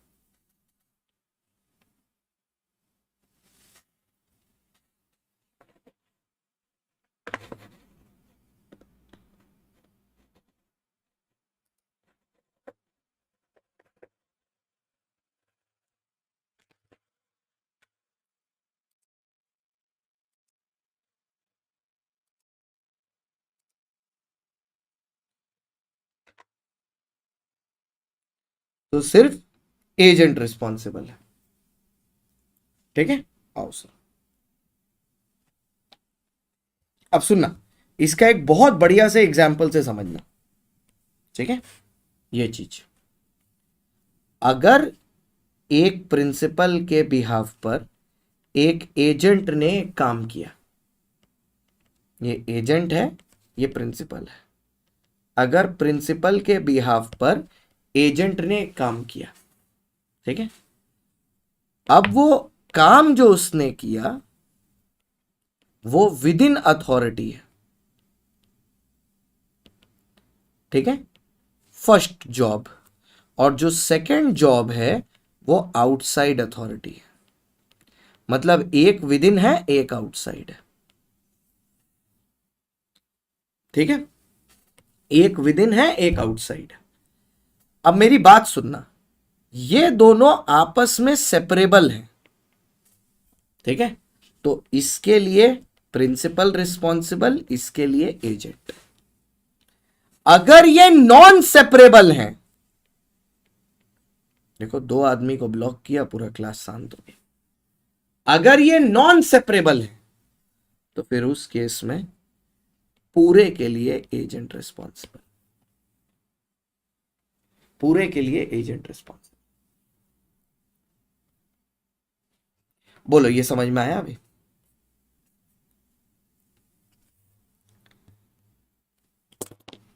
ठीक है, आना नेक्स्ट, कुछ पुरानी यादें ताजा करना। अगर एक नोटिस एजेंट को दी गई है तो it is as good as की नोटिस प्रिंसिपल को दी गई है। अगर आपको याद हो, सेक्शन नंबर 24 भी सेम था पार्टनरशिप एक्ट का, कि अगर एक एक्टिव पार्टनर को एक नोटिस दी गई है, अनटिल एंड अनलेस वो एक्टिव पार्टनर किसी तरीके के फ्रॉड ऑड में इन्वॉल्व नहीं है, तो वो notice to active partner is notice to the entire firm. ठीक है, आइए नेक्स्ट, फिर आया सर मिसरिप्रेजेंटेशन। ठीक है, मिसरिप्रेजेंटेशन, फ्रॉड, चोरी चमारी, इससे अगर किसी एजेंट ने कोई काम किया है फ्रॉड से, चोरी चमारी से, ठीक है, अगर वो in the course of business किया है, जैसे चीनी का कॉन्ट्रैक्ट करता था प्रिंसिपल, एजेंट ने क्या किया, सुपीरियर क्वालिटी चीनी के साथ इंफीरियर क्वालिटी चीनी मिला दी। जैसे आजकल देख रहे होगे टीवी पिक्चर में पनीर का बहुत ज़्यादा नौटंकी चल रहा है, देखे हो कि नहीं देखे हो? एक दीदी है, वो अलग अलग जगह चली जाती है, मैकडोनल्ड्स में, बर्गर किंग में, खाली अलग अलग जगह में पनीर में आयोडीन डाल के टेस्ट करने के लिए। आजकल ये चला है मार्केट में, पनीर में आयोडीन डाल डाल के टेस्ट करने के लिए। मतलब दीदी रोज सुबह उठती ही इसी पर्पस से है कि मैं आयोडीन डाल के चेक करूं सब में। ठीक है, तो अब तुम खुद सोचो, अब in the normal course of business ये लोग नकली पनीर सप्लाई कर रहे हैं, तो रिस्पॉन्सिबल कौन होगा? ब्रांड। लेकिन अगर ये पनीर और बर्गर के साथ साथ वहां पर हथियार बेचना शुरू कर दें तो ये तो बिजनेस एक्टिविटी का पार्ट ही नहीं है ना, it is not related to business. तो फिर एजेंट खुद ब खुद रिस्पॉन्सिबल होगा। लॉजिक समझना, अगर फर्म के बिजनेस में, अगर फर्म के बिजनेस में, अगर फर्म के बिजनेस में, ठीक है, अगर फर्म है, फर्म के बिजनेस में फ्रॉड कर रहा है एजेंट, तो कौन लायबल होगा? प्रिंसिपल। लेकिन अगर नॉट विद इन अथॉरिटी है, अदर देन बिजनेस है, तब एजेंट पर्सनली रिस्पॉन्सिबल होगा। पके हुए पनीर में स्टार्च होता है, आयोडीन टेस्ट फेल होता है, ऐसा आया दूसरे वीडियो में। सबसे बढ़िया बात तो यह है कि तुम ये सब देख रही हो, अपना कोर्स का तुमको ठिकाना नहीं है, लेकिन पनीर का तुमको ठिकाना है। यह बहुत बढ़िया बात है कि इतनी गहराई अगर तुमको कोई केस स्टडी में तुम अचीव कर लेती जिंदगी में, तो हम खड़े होके ताली बजाते। लेकिन तुम्हारी एक्सपर्टाइज तो पनीर में है दीदी, इसको बोलते हैं तगड़ा कैलकुलेशन।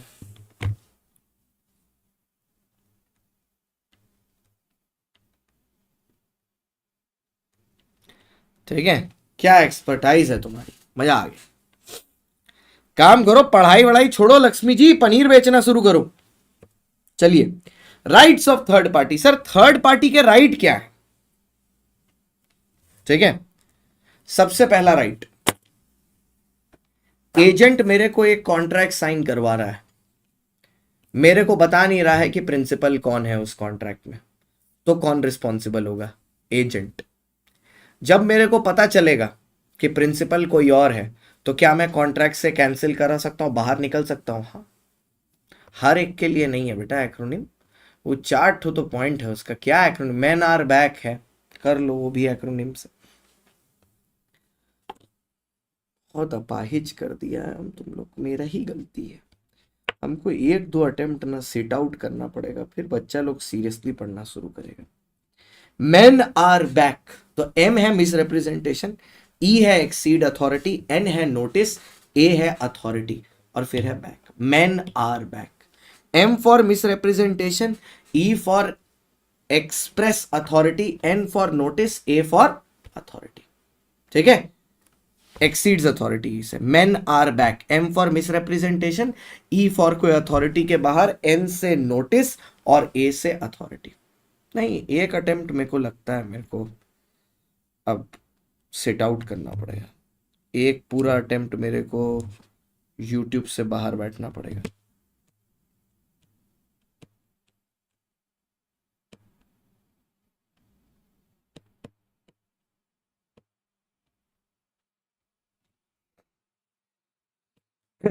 तभी सब ठीक हो।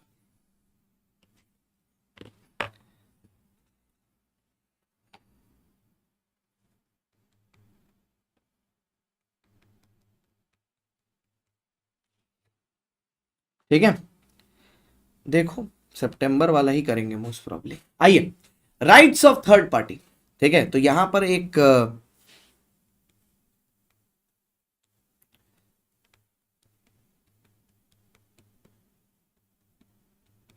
ठीक है, तो यहां पर मेरे दिमाग में, जहन में एक आया कॉन्ट्रैक्ट, कि एक बार एक कॉन्ट्रैक्ट मेरे से साइन कराया जा रहा था एक कोचिंग सेंटर में पढ़ाने के लिए। ठीक है, तो जो कॉन्ट्रैक्ट नेगोशिएट कर रहा था वो मेरा खुद का दोस्त था। ठीक है, बट वो कर रहा था, ठीक है, हाँ मैं यूट्यूब पे परमानेंटली बंद करूंगा एक अटेम्प्ट, वही मैं सोच रहा हूं। ठीक है, तो वो क्या कर रहा था, वो किसी और के बिहाफ पर, हो सकता है वो मे का भी अटेम्प्ट हो सकता है, कि अब तो रिवीजन हो ही गया ना। ठीक है, तो वो क्या कर रहा था कि वो इसमें मेरे से कॉन्ट्रैक्ट साइन करवा रहा था एज अ प्रिंसिपल। ठीक है, तो जो थर्ड पार्टी था वो मेरा दोस्त था, एजेंट जो बीच में था, वो मेरे को बोला कि चल भाई हम लोग साथ में पढ़ाते हैं। उसने एक कॉन्ट्रैक्ट बनाया जिसको मेरे को साइन करना था।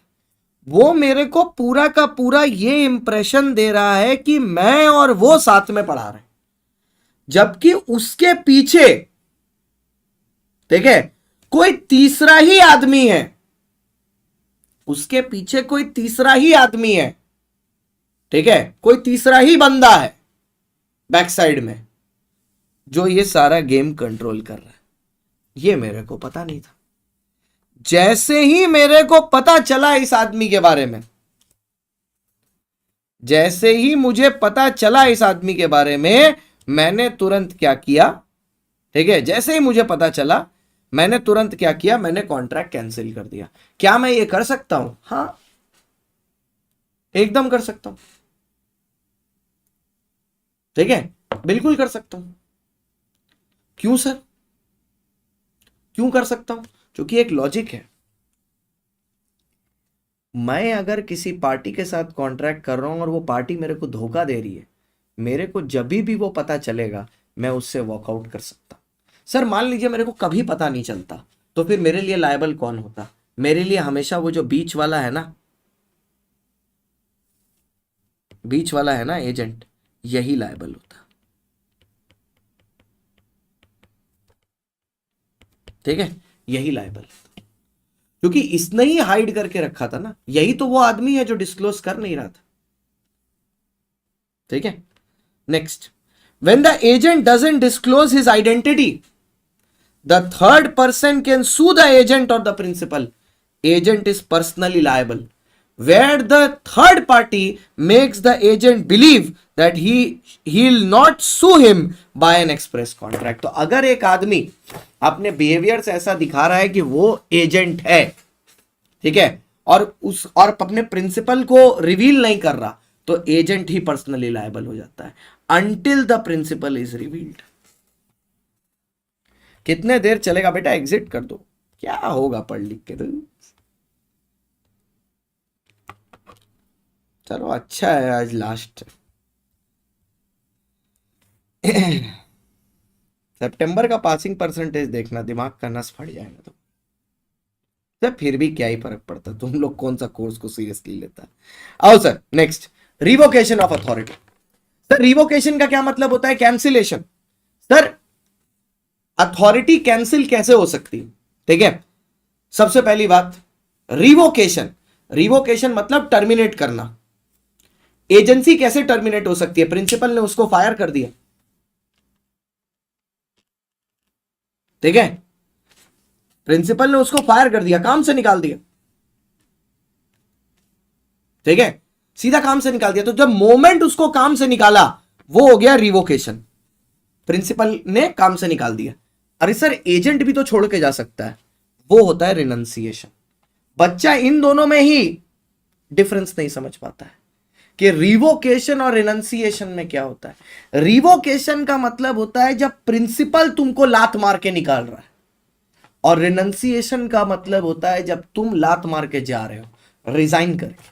तो अगर मैं बीच बाजार में जॉब छोड़ के जाऊं, ठीक है, बीच बाजार में जॉब छोड़ के जाऊं, तो मेरे को पेनल्टी चुकाना पड़ेगा, क्योंकि मेरा कॉन्ट्रैक्ट 2027 तक है, तो मेरे को पेनल्टी पेमेंट करना पड़ेगा। Next point number C, completion of business. अगर बिजनेस ही खत्म हो जाए तो, सर जिस पार्ट के लिए कॉन्ट्रैक्ट किया था, लेट्स से 1 साल के लिए कॉन्ट्रैक्ट किया था, 1 साल खत्म हो गया, टाइम खत्म हो गया, या हमने ये मे का अटेम्प्ट पढ़ाने के लिए कॉन्ट्रैक्ट किया था, मे का अटेम्प्ट खत्म हो गया, तो चाहे या तो काम खत्म हो गया या टाइम खत्म हो गया, तो एजेंसी खत्म। ठीक है, या मर गया भाई, प्रिंसिपल या एजेंट मर गया या पागल हो गया, तो टाइम खत्म, या प्रिंसिपल इंसॉल्वेंट हो गया, या प्रिंसिपल इंसॉल्वेंट हो गया, ठीक है, प्रिंसिपल इंसॉल्वेंट हो गया, तो इन केसेस में agency comes to an end. ठीक है, ये क्या हो गया? ये हुआ रिवोकेशन, एजेंसी खत्म हुई। लास्ट टॉपिक जो है वो है effect of termination of agency. पढ़ाई नहीं हो रही मत करो, अरे सब कोई पढ़ लेगा तो फिर चाय कौन बेचेगा भाई? आओ, किसी को तो वड़ा पाव भी बेचना पड़ेगा ना। Effect of termination of agency. Sir agency का टर्मिनेट करने का इफेक्ट क्या होता है? What is the effect of termination of agency? सबसे बड़ा इफेक्ट, जैसे ही एजेंसी टर्मिनेट होती है, ठीक है, अब प्रिंसिपल एजेंट रिलेशनशिप खत्म हो जाता है। ठीक है, लेकिन टर्मिनेशन किस दिन से वैलिड होगा सोच समझ के बताना, इसको रिलेट करना रिटायरमेंट ऑफ पार्टनर से, इसको रिलेट करना रिटायरमेंट ऑफ पार्टनर से, सोच के देखना। 10 तारीख को एक पार्टनर पार्टनरशिप फर्म छोड़ना चाह रहा है, 20 तारीख को जाके वो पब्लिक नोटिस देता है, रिटायरमेंट किस दिन से वैलिड होगी, टर्मिनेशन किस दिन से वैलिड होगा?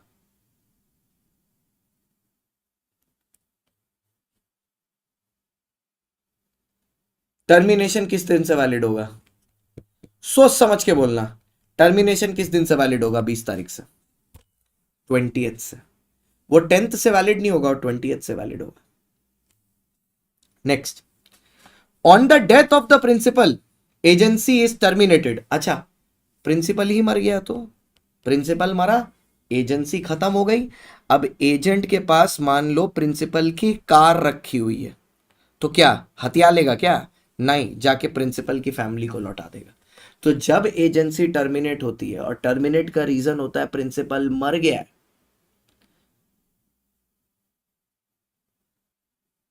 वेरी गुड बेटा, उसमें से तुम साइकिल बेचना शुरू करो। प्रिंसिपल एजेंसी है, ठीक है, तो वो जो प्रॉपर्टी है वो एजेंट को प्रिंसिपल को वापस लौटा देनी है, उसकी फैमिली को, ऐसा नहीं कि हड़प ले। ठीक है, अब सोचो सर, यहां एक आदमी है प्रिंसिपल, उसके नीचे एक एजेंट है, उसने अपने नीचे 10 एजेंट अपॉइंट करके रखे हैं। इन सबको क्या बोलते हैं? इन सबको सब एजेंट बोलते हैं। अगर तुम सोचो, हाँ वो किसी और के लिए काम कर रहा है, अगर तुम सोचो इसी को टर्मिनेट कर दिया तो नीचे वालों का कोई अस्तित्व रहेगा? इसका इसका इसका इसका इसका कोई अस्तित्व रहेगा? No sir. यही लास्ट पॉइंट बोलता है, अगर एजेंट की अथॉरिटी खत्म कर दी तो नीचे जितने सब एजेंट हैं वो भी गिर जाएंगे। अगर पेड़ की जड़ काट दी तो जो पत्ते ऊपर हैं वो भी ढह जाएंगे, सीधी सी बात। तो इफेक्ट क्या होगा अगर 3 पॉइंट में बोला जाए, what is the effect of agency?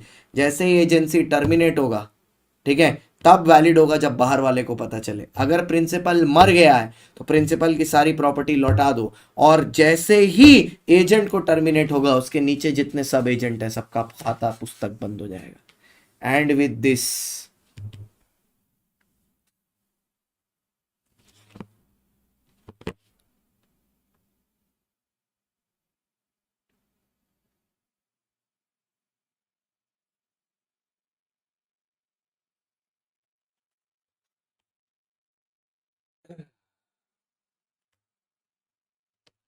हाँ होता है, डेफिनेशन में लिखा हुआ है।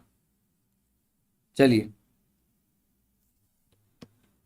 51% होगा होल्डिंग तो गवर्नमेंट कंपनी होगा, 51 से कम होगा, 50 से ज्यादा होगा तो डीम्ड गवर्नमेंट होगा।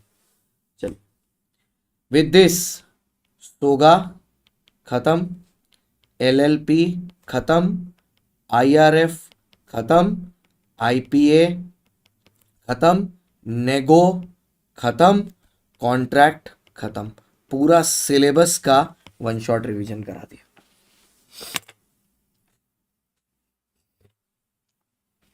पूरे सिलेबस का वन शॉट रिवीजन करा दिया, ठीक है, पूरे सिलेबस का। एक और टॉपिक बोल रहा हूं, ध्यान से सुनना। अगर एजेंट का बेनिफिट, अगर एजेंट का जो बेनिफिट है, ठीक है, वो एजेंसी से ही होने वाला है, लेट्स से एजेंट को जो कमीशन मिलने वाली है वो एजेंसी से ही मिलने वाली है। प्रिंसिपल को जो कमी, मतलब प्रिंसिपल ने, मान लो मेरा घर है, मैंने एक ब्रोकर को अपॉइंट किया, मैंने बोला कि घर बेचियो, ब्रोकर ने बोला मेरी फीस, मैंने बोला जितने में घर बेचेगा उसका 2% रख लियो। तो जब एजेंट का कंसिडरेशन उसी कॉन्ट्रैक्ट में होता है तो वो एजेंसी इररिवोकेबल होती है, मतलब उसको रिवोक नहीं किया जा सकता। ठीक है, उसको रिवोक नहीं किया जा सकता, that is called irrevocable agency, क्योंकि एजेंट का इंटरेस्ट उसी में।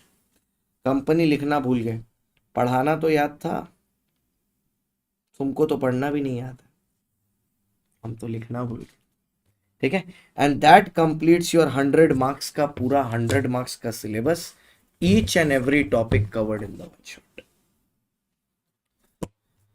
चलो sir, bye bye, see you, tata guys. Brahmastra 7 तारीख को आ जाएगा। From the 7th we will start with the Brahmastra. कोई सरप्राइज नहीं है बेटा हरिओम जी, पढ़िए, यही सरप्राइज है आपके लिए। पढ़िए, वही सबसे बड़ा सरप्राइज है। पास होना है तो पढ़िए। 7 तारीख को होगा ब्रह्मास्त्र का ग्रैंड लॉन्च। हाँ बेटा, सरकास्टिक वर्स एकदम हो जाएगा। Happy new year, bye bye, see you, tata guys. Thank you so much बेटा, अनवांटेड। भाई हेवी एक्शन कर रहा है। ठीक है, ये भी सूट पहना, हम भी सूट पहने, बस टाई टाई का कमी है। क्वाजी कॉन्ट्रैक्ट क्या होता है sir? Quasi contract, what is a quasi contract? आखिरकार क्वाजी का मतलब क्या है? What do you mean by quasi contract? Sir quasi actual में कोई कॉन्ट्रैक्ट नहीं है। ठीक है, क्वाजी एक्चुअल में कोई कॉन्ट्रैक्ट नहीं है, ये एक ऑब्लिगेशन है, ये एक ड्यूटी है। क्या चीज की? अच्छी फैमिली वैल्यूज की, इंसानियत की। अरे ये है कि कल को आपके, अच्छा आप बताइए, आपके मम्मी पापा ने आपको क्या सिखाया? बाकी चीजें छोड़िए, आपके मम्मी पापा ने आपको क्या सिखाया? आप एक बार अपनी मम्मी को जोर से आवाज देके पूछो कि मम्मी, अगर मुझे कहीं पर किसी का सामान पड़ा हुआ मिला तो मम्मी आप मुझे क्या सिखाती हो कि मुझे क्या करना पड़ेगा? मुझे क्या करना पड़ेगा? ठीक है, मम्मी मुझे क्या करना पड़ेगा, एक बार बताओ। मम्मी से पूछो कि मम्मी अगर कहीं पर मुझे किसी का सामान पड़ा हुआ मिला तो मुझे क्या करना पड़ेगा? मम्मी मुझे क्या वो रख लेना चाहिए? मुझे क्या वो अपनी पॉकेट में डाल के निकल लेना चाहिए कि मुझे एक फोन मिला, मस्त मैंने पॉकेट में डाला और निकल लूं? ये करना चाहिए? मम्मी क्या सिखाती है? मम्मी क्या सिखाती है? मम्मी सिखाती है ना कि वापस दे देना चाहिए, वापस कर देना चाहिए। अब जो बात मम्मी सिखाती है उसी को तो कंटिंजेंट कॉन्ट्रैक्ट बोलते हैं। जो बात मम्मी सिखाती है उसी को तो कंटिंजेंट कॉन्ट्रैक्ट बोलते हैं। भाई कंटिंजेंट का मतलब ही यही होता है, सॉरी क्वाजी का। Quasi is not a contract, it's an obligation, it's a duty. It is a duty which is created by law, जो एक प्रिंसिपल पर बेस्ड है। क्या चीज पर बेस्ड है? प्रिंसिपल पर बेस्ड है, that no person shall become rich, no person shall become rich at the expense of another। कि कोई आदमी, कोई ना कोई चाहिए हम पे मरने वाला, कि कोई आदमी किसी और का नुकसान करके अमीर नहीं बनना चाहिए। That is called quasi contract. So quasi is not a contract, quasi is an obligation which is created by law। कि कोई आदमी किसी और का नुकसान करके अमीर नहीं बनना चाहिए, इसका मतलब होता है क्वाजी कॉन्ट्रैक्ट। अब ये मैंने इतना बड़ा बोला सर, इसके लिए क्या एक वर्ड है? इसके लिए एक वर्ड है, अनजस्ट एनरिचमेंट। अब बच्चों को पता नहीं है अनजस्ट एनरिचमेंट का मतलब क्या, बस रट्टा लगाते रहते हैं। अनजस्ट का मतलब है अनजस्टिफाइड, एनरिचमेंट का मतलब है अमीर होना। कि आप अनजस्टिफाइड तरीके से अमीर नहीं हो सकते। 7th of April, आप अनजस्टिफाइड तरीके से अमीर नहीं हो सकते। अरे हाँ, मेरा मतलब वही देखो, अब मैंने बोला मम्मी क्या सिखाती है तो सीधा बोलती है पापा भी सिखाता है। मां बाप में लड़ाई लगवा देंगे, ये ऐसे निर्लज्ज हैं।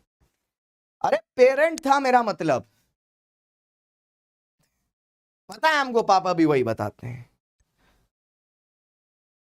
ठीक है, it is based on the doctrine of unjust enrichment. ठीक है, तो ये है क्वाजी कॉन्ट्रैक्ट। तो अगर एग्जाम में देखो, अब ना एक काम करो, सुनो सब, मेरी आंखों में देखो, मैं करीब आ रहा हूं कैमरा के, मेरी आंखों में देखो, क्या मैं इसे उतार दूं?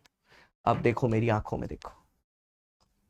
ठीक है, दिख रहा है तुम्हें मेरी आंखों में प्यार दिख रहा है अपने लिए? आंखों में देखो मेरी, देखा? ठीक है, आंखों में देखो, अब सुनो ध्यान से, ठीक है। आपको एग्जाम में क्वेश्चन आएगा what is a quasi contract, आप डेफिनेशन क्या लिखोगे सुनना। Quasi is not a contract, it is an obligation which is created by law.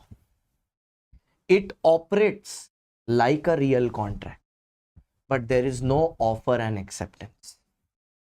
For a quasi contract, you can take a person to court. It is an enforceable contract. Yes, इसके लिए आप सामने वाले पर case कर सकते, ठीक है। अब मैंने क्यों बोला it is not a contract, उसके पीछे रीजन समझो, ठीक है। उसके पीछे रीजन समझो क्यों मैंने बोला it is not a contract.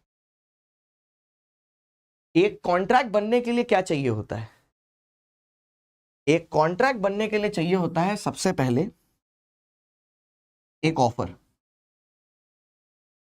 ठीक है, फिर चाहिए होता है एक एक्सेप्टेंस,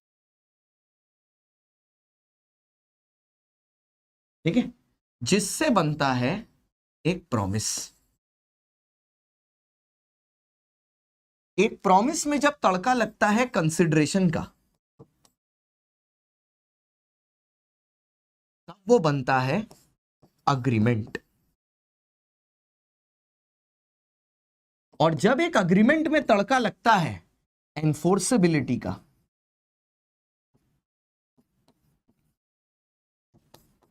बाय लॉ, तो बनता है कॉन्ट्रैक्ट। ये होता है ट्रेजेक्टरी, ये होता है trajectory, consideration plus is an agreement enforceability by law. तो आप मेरे को बताओ, आप, मैं रास्ते से जा रहा था, मैं तो भेल पूड़ी खा रहा था, क्या था, मैं रास्ते से जा रहा था, टिडिंग डिंग डिडिंग, मैं तो भेल पूड़ी खा रहा था, टिडिंग डिंग डिडिंग, मुझे वॉलेट मिला तो मैं क्या करूं, मुझे वॉलेट मिला तो मैं क्या करूं। इसे एक वॉलेट मिला, ठीक है, जमीन में पड़ा हुआ था। ये वॉलेट यहां से चिल्ला के बोल रहा था उठाओ मुझे, पिक मी अप। वॉलेट बोला था उठाओ मुझे, तो इसने ना वॉलेट को उठाया। जैसे ही इसने पड़े हुए वॉलेट को उठाया, ऑफर एक्सेप्ट हो गया, ठीक है। इसने एक वादा कर लिया, वादा रहा प्यार से प्यार का, अब हम ना होंगे जुदा। एक वादा हो गया, किससे, उस वॉलेट के ओनर से, बट वो तो वहां खड़ा नहीं है। यही तो बात है, यही तो क्वाजी है। वादा हो गया कि ये उसे खोज के उसे लौटाएगा। हाँ सुनो, कंसिडरेशन कहां है सर, है ना, ये जितना पैसा उसे खोजने के लिए खर्चा करेगा, वो सामने वाला जैसे ही इसको देखेगा पूरा पैसा वापस करेगा। फाइंडर ऑफ गुड्स का प्रोविजन है, पूरा पैसा वापस करेगा। बन गया अग्रीमेंट। और मैंने पहले ही बोला कि अगर इस आदमी ने ये वॉलेट रख लिया अपने पास, तो एनफोर्सेबिलिटी बाय लॉ से सामने वाला इस पर केस कर सकता है। तो किसने बोला क्वाजी कॉन्ट्रैक्ट नहीं है, क्वाजी एक कॉन्ट्रैक्ट जैसा नहीं है, क्वाजी सब कुछ इंप्लाइड है। Implied offer, implied acceptance, implied consideration, implied agreement, implied enforceability, सब इंप्लाइड है। तो क्या क्वाजी एनफोर्सेबल इन कोर्ट है? The answer is yes.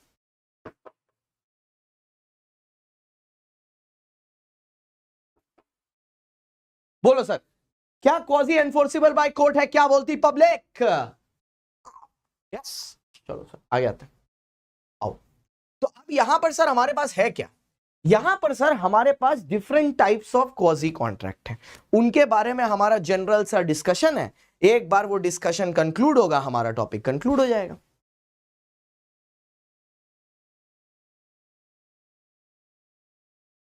ठीक है, different types of quasi contract, कौन कौन से अलग अलग तरह के क्वाजी कॉन्ट्रैक्ट होते हैं। बच्चा बोलता है कि वॉलेट में 10 रुपए हैं और खोजने वाले ने 1000 खर्चा कर दिया। बेटा खोजने वाला भी, सुनो सुनो, खोजने वाला भी थोड़ा तो दिमाग होगा ना उसके अंदर।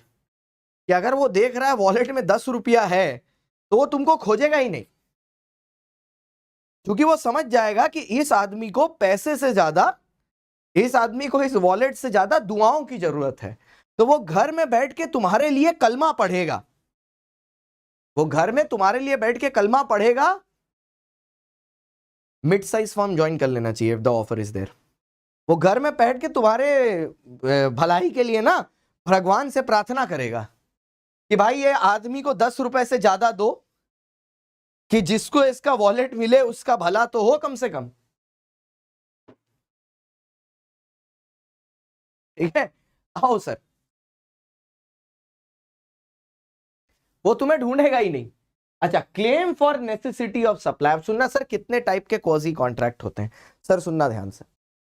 Claim for necessity of supply, अगर कोई आदमी है who is not capable of contract, ये वाला इंक दिखाई दे रहा है स्क्रीन पे, हाँ, who is not capable of contract. Sir सोचो कौन कौन सर, कौन ऐसा व्यक्ति है who is not capable of contract. Let's say एक माइनर है, एक पर्सन ऑफ अनसाउंड माइंड है, एक सर मान लो एलियन एनिमी है, एक मान लो कॉन्विक्ट है,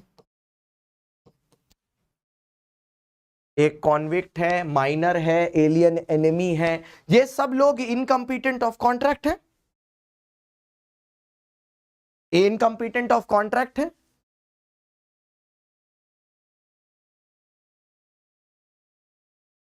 ये सारे लोग इनकम्पिटेंट ऑफ कॉन्ट्रैक्ट हैं, बोलो हाँ कि ना। अब मान लो इनको मैंने कोई नेसेसिटी सप्लाई की, मान लो इनको हम लोगों ने कोई नेसेसिटी सप्लाई की, ये लोगों को हमने कोई नेसेसिटी सप्लाई की। सर कैसी नेसेसिटी सर, कैसी नेसेसिटी सप्लाई की।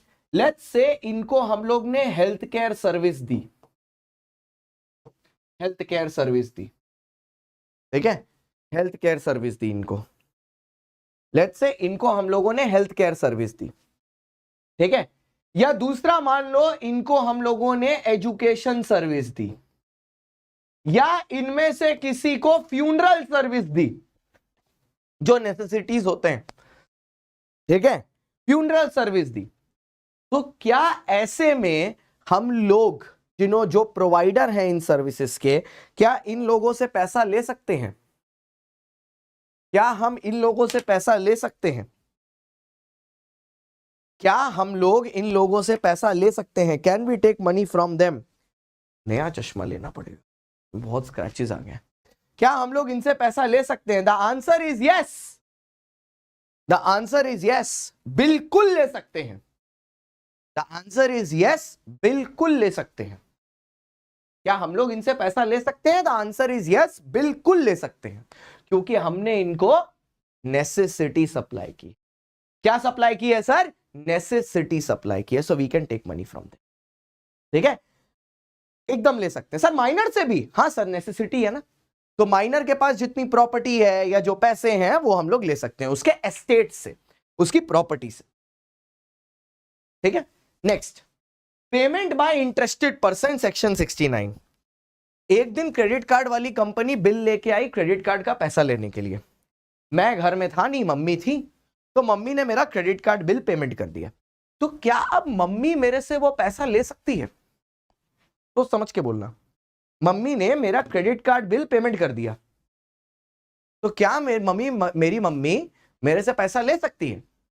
आयुष पूछ रहा, आपने मुझे पहचाना, तुम मेरी क्लास में आए हो तो हमारे बच्चे ही होगे, तो वेलकम। बोलो सर, क्या मेरी मम्मी मेरे से पैसा ले सकती है?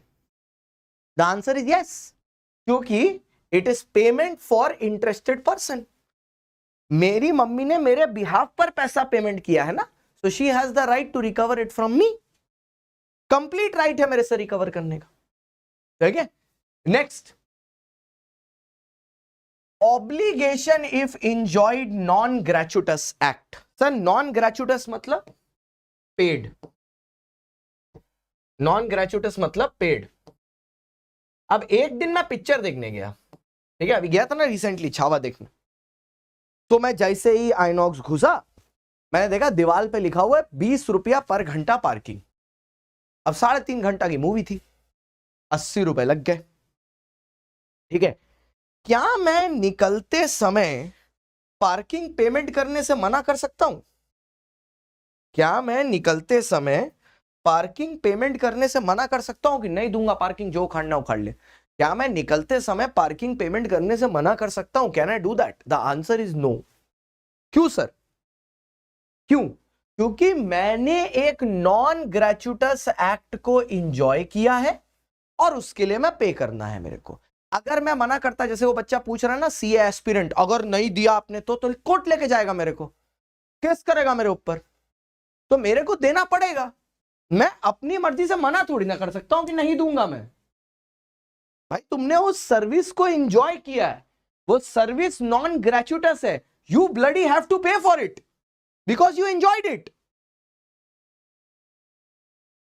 ठीक है, बुक कहां से परचेस करें बेटा? आप इस नंबर पर व्हाट्सएप कर दीजिएगा, आपको वहां से ब्रह्मास्त्र की बुक मिल जाएगी।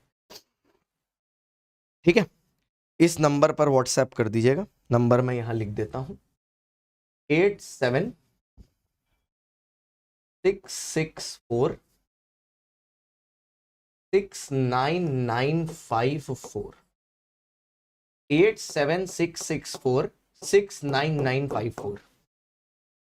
ठीक है, हुआ सर? डन है सर, नॉन ग्रेचुटस। नेक्स्ट, अब आया sir section 71, finder of loss goods. Sir कौन होता है फाइंडर ऑफ लॉस गुड्स? हाँ, फाइंडर ऑफ लॉस गुड्स कौन होता है? फाइंडर ऑफ लॉस गुड्स, जिसको किसी का पड़ा हुआ सामान मिला, उसका काम क्या है फाइंडर का? कि गुड्स की टेक केयर करे, गुड्स को अपने पास रखे और ट्रू ओनर को खोज के सामान दे दे। जो भी उसका खर्चा होगा वो ट्रू ओनर से रिकवर कर सकता है। अगर ट्रू ओनर उसको मिला ही नहीं और उसने ऑलरेडी गुड्स की जो मार्केट वैल्यू है, लेट्स से उस गुड्स की मार्केट वैल्यू 18,000 है, 2/3 ऑफ 18,000 होता है 12,000। अगर उसने 12,000 ऑलरेडी गुड्स के ऊपर खर्चा कर दिया है, तो अंडर दैट सर्कमस्टेंसेस, जहां उसने 12,000 गुड्स पर ऑलरेडी खर्चा कर दिया है, वहां पर वो गुड्स को बेच सकता है अगर ट्रू ओनर उसको नहीं मिला तो। He has that right to do that. वो ट्रू ओनर के बिना मिले गुड्स को बेच सकता है। भावेश सर मैसेज कर रहे हैं, क्या हो गया? हाँ हाँ सर, मैंने देखा, मैंने रील भी बनाई है, आपको भेजता हूं। अभी सबकी वही चल रहा है।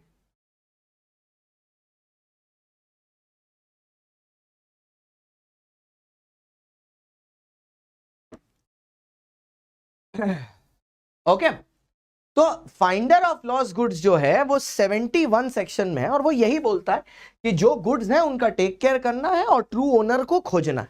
ठीक है, अब यहां पर सर एक बात याद रखना, आप गुड्स को बेच तभी सकते हो अगर ट्रू ओनर आपको नहीं मिलता, गुड्स पेरिशेबल हैं और आप 2/3 ऑलरेडी खर्चा कर चुके हो। फिर से मेरी आंखों में देखो, फिर से मेरी आंखों में देखो, एक केस स्टडी बताने जा रहा हूं। अब देखो, वन शॉट में जब मैं कैमरा के पास आता हूं, वहां पर आपको मेरे आंखों में देखना है, ठीक है, जिससे आप तक मेरी बात पहुंच सके। सर ये न्यूज ना जब नया वाला सिलेबस आया था ना, तब से थी। मेरे को जो न्यूज थी उस हिसाब से 2024 में हो जाना चाहिए था, 24 में नहीं हुआ, तो मैं भी वेट कर रहा था कब होगा। पर ठीक है, सही हुआ सर, बढ़िया है। सुनो, मेरी आंखों में देखो, एक केस लॉ है हॉलिन्स वर्सेस हॉलर। कौन वर्सेस कॉलर? हॉलिन्स वर्सेस हॉलर। क्या है केस लॉ? ध्यान से सुनना। हॉलिन्स वर्सेस हॉलर केस लॉ ये बोलता है, एक हुआ क्या, एक दिन एक रेस्टोरेंट में एक आदमी की डायमंड रिंग गिर गई, किसी दूसरे व्यक्ति को मिली। अब उसने जाके रेस्टोरेंट के ओनर को दे दिया, उसने बोला ये किसी की रिंग गिर गई है, सही आदमी खोज के ये रिंग पकड़ा देना उसको। ठीक है, अब वहां का जो ओनर था उसने रिंग उठा के सबको दिखाया कि भैया ये रिंग किसकी है, किसकी है, किसकी है। किसी ने कुछ नहीं बोला, उसने वो रिंग अपने पास रख ली। कुछ दिन बाद जिस आदमी को रिंग मिली थी वो वापस उसी रेस्टोरेंट पहुंचा। उसने जाके पूछा, भाई वो रिंग का ट्रू ओनर मिला? तो बोला नहीं, वो तो नहीं मिला। तो इसने बोला ठीक है, लाओ रिंग मेरे को दे दो, मैं खोजता हूं ट्रू ओनर को। ये पता क्या बोलता है, तुम्हें क्यों दूं, मेरे रेस्टोरेंट में मिली है, मेरी है। तो बात यहां पर यह है केस स्टडी में, क्या वो आदमी जिसको रिंग मिली है वो रेस्टोरेंट ओनर से ले सकता है वापस? हाँ, क्योंकि फाइंडर में पीछे एक बात लिखी है, क्योंकि भाई फाइंडर ऑफ लॉस्ट गुड्स में पीछे एक बात लिखी है कि सिर्फ और सिर्फ जो फाइंडर है वही गुड्स को अपने पास रिटेन कर सकता है। कल से गोल्ड वाली क्लिप लगाऊंगा। जो फाइंडर है वही गुड्स को अपने पास रिटेन कर सकता है और कोई नहीं कर सकता। Only the finder of lost goods. ये समझ में आया सर? सिर्फ फाइंडर कर सकता है और कोई नहीं कर सकता। Is it absolutely clear? हाँ। अब यहां पर हमारे बच्चे इतने निर्लज हैं, हॉलिन्स वर्सेस हॉलर को हॉर्लिक्स बोलते हैं। बोलो, हॉलिन्स वर्सेस हॉलर को हॉर्लिक्स बोलते हैं। इतनी गलत स्पेलिंग लिखे हैं कि हॉलिन को हॉर्लिक्स बना दिए हैं।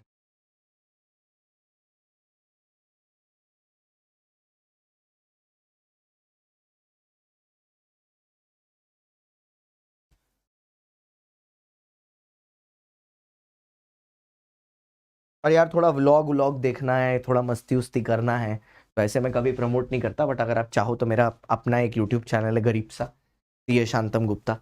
उस पर भी हमारे पास 26,798 सब्सक्राइबर हैं, तो आप उसको सब्सक्राइब कर सकते हो। अगर आपको थोड़ा बहुत हमारी ज़िंदगी, कुछ अच्छे अच्छे व्लॉग, थोड़ा इंजॉयमेंट करने का मन होता है तो आप देख सकते हो। ठीक है, आना sir, last point. Money paid by mistake और अंडर कोर्शन। अब ये क्या बोलता है सर कि अगर आपने कोई पैसा गलती से ले लिया किसी से, या किसी का सामान आपने गलती से ले लिया। अब जैसे हमारे यहाँ क्या है, सेकंड फ्लोर पे भी एक गुप्ता रहते हैं, फोर्थ फ्लोर में भी एक गुप्ता रहते हैं, और हम लोग फर्स्ट फ्लोर में भी गुप्ता रहते हैं। तो बहुत बार ऐसा होता है कि पार्सल में अगर किसी ने भेजा है, सिर्फ गुप्ताज लिख के भेजा है, तो वो कभी कभार सेकंड फ्लोर में दे देता है या फोर्थ फ्लोर में दे देता है, या वो खुद कंफ्यूज हो जाता है कहां देना है। तो ऐसे में अगर गलत फ्लोर पे जाके सामान दे दिया है, तो जिसका वो सामान नहीं है, खोलने के बाद तो चला जाए, पता चली जाएगा ना, तो वो सामने वाले को लौटा देना चाहिए कि भाई सुन, तेरा सामान हमारे पास छूट गया।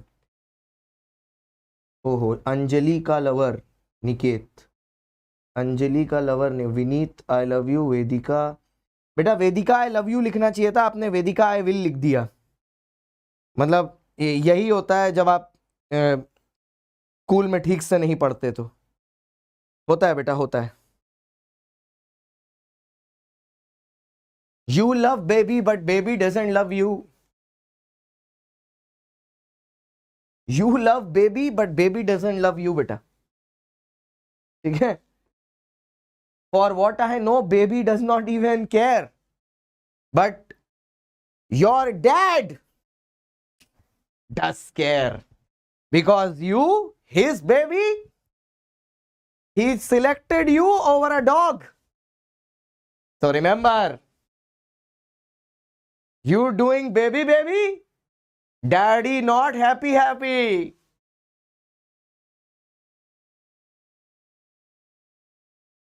So don't do baby, study baby.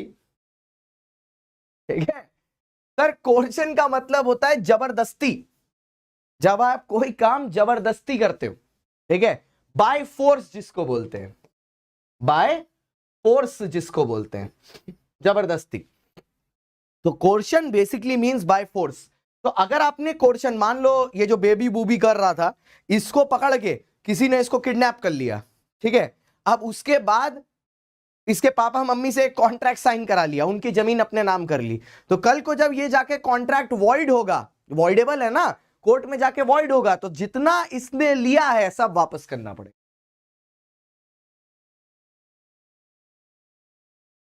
3 दिन से बेचारा प्यार करने की कोशिश कर रहा है, तुम लोग ऐसा बोल रहे हो उसको। यार वो बेबी ढूंढ रहा है अपनी, इसमें गलत क्या है? कोई बात नहीं बेटा, अंजलि निकेत, तुम बेबी ढूंढो, जरूरी है बेबी,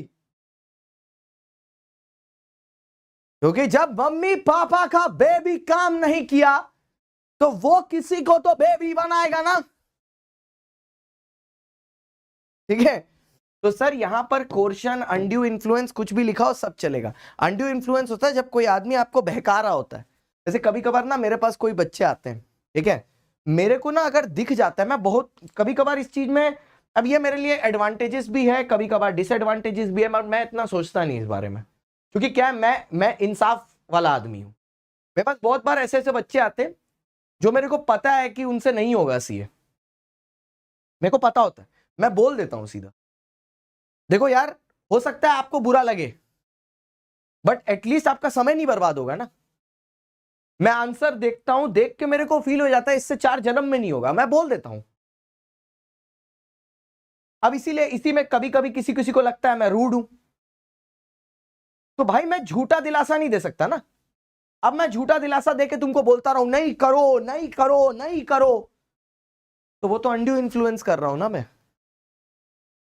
ये बात। चलो सर, बेबी बाबा यहीं खत्म करते हैं, यूनिट नंबर 6 खत्म। कल मिलेंगे शाम को 11 बजे, सॉरी रात को 11 बजे यूनिट नंबर 7 के साथ, और कल से शुरू होने वाला है special kinds of contract, unit number 7, 8 और 9। एक चीज मैं आपको बता दूं, ध्यान से सुनिएगा बेटा, ये जो यूनिट नंबर 7, 8 और 9 है ना, ये यूनिट 7, 8, 9, ये जो है ना, इनकी वेटेज 15 मार्क्स की है। मतलब जो कॉन्ट्रैक्ट 35 नंबर का आता है, 35 मार्क्स का आता है, तो जून में मैंने देखा है, जून 24 में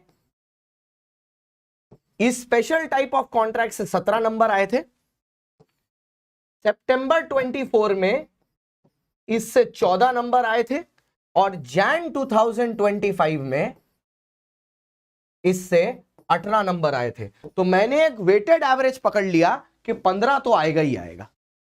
तो इसकी कहानी कल से शुरू होगी, ठीक है। हाँ, 7, 8 और 9 तो एकदम विस्तार से करेंगे। कल कौन सी तारीख है भाई? कल है 28 तारीख ना, 28 तारीख को करेंगे यूनिट 7, ठीक है। 29 तारीख को करेंगे यूनिट 8, 30 तारीख को संडे है, छुट्टी, और फिर करेंगे यूनिट 9 31 तारीख को, ठीक है। चलो sir, some seniors are saying they are passed only by 2-4 hours a day and they are getting 250 350, what are they studying, we don't after। बेटा देखो देखो प्राची जी, ये मेरे हाथ है, इसमें 5 उंगली देखी आपने, सब एक जैसी हैं? सब एक जैसी हैं? नहीं ना। अब मैं आपको एक चीज समझाता हूं। एक बच्चा है, 12 साल इंग्लिश मीडियम स्कूल में पढ़ा है, ठीक है, उसकी इंग्लिश बहुत अच्छी है, ओके। उसने एक टीचर को लास्ट 1 महीना फॉलो किया, उसने उसकी सारी केस स्टडी कर ली, सारे के सारे डायरेक्ट क्वेश्चन रट्टा लगा दिए, ठीक है। टीचर ने जो कराया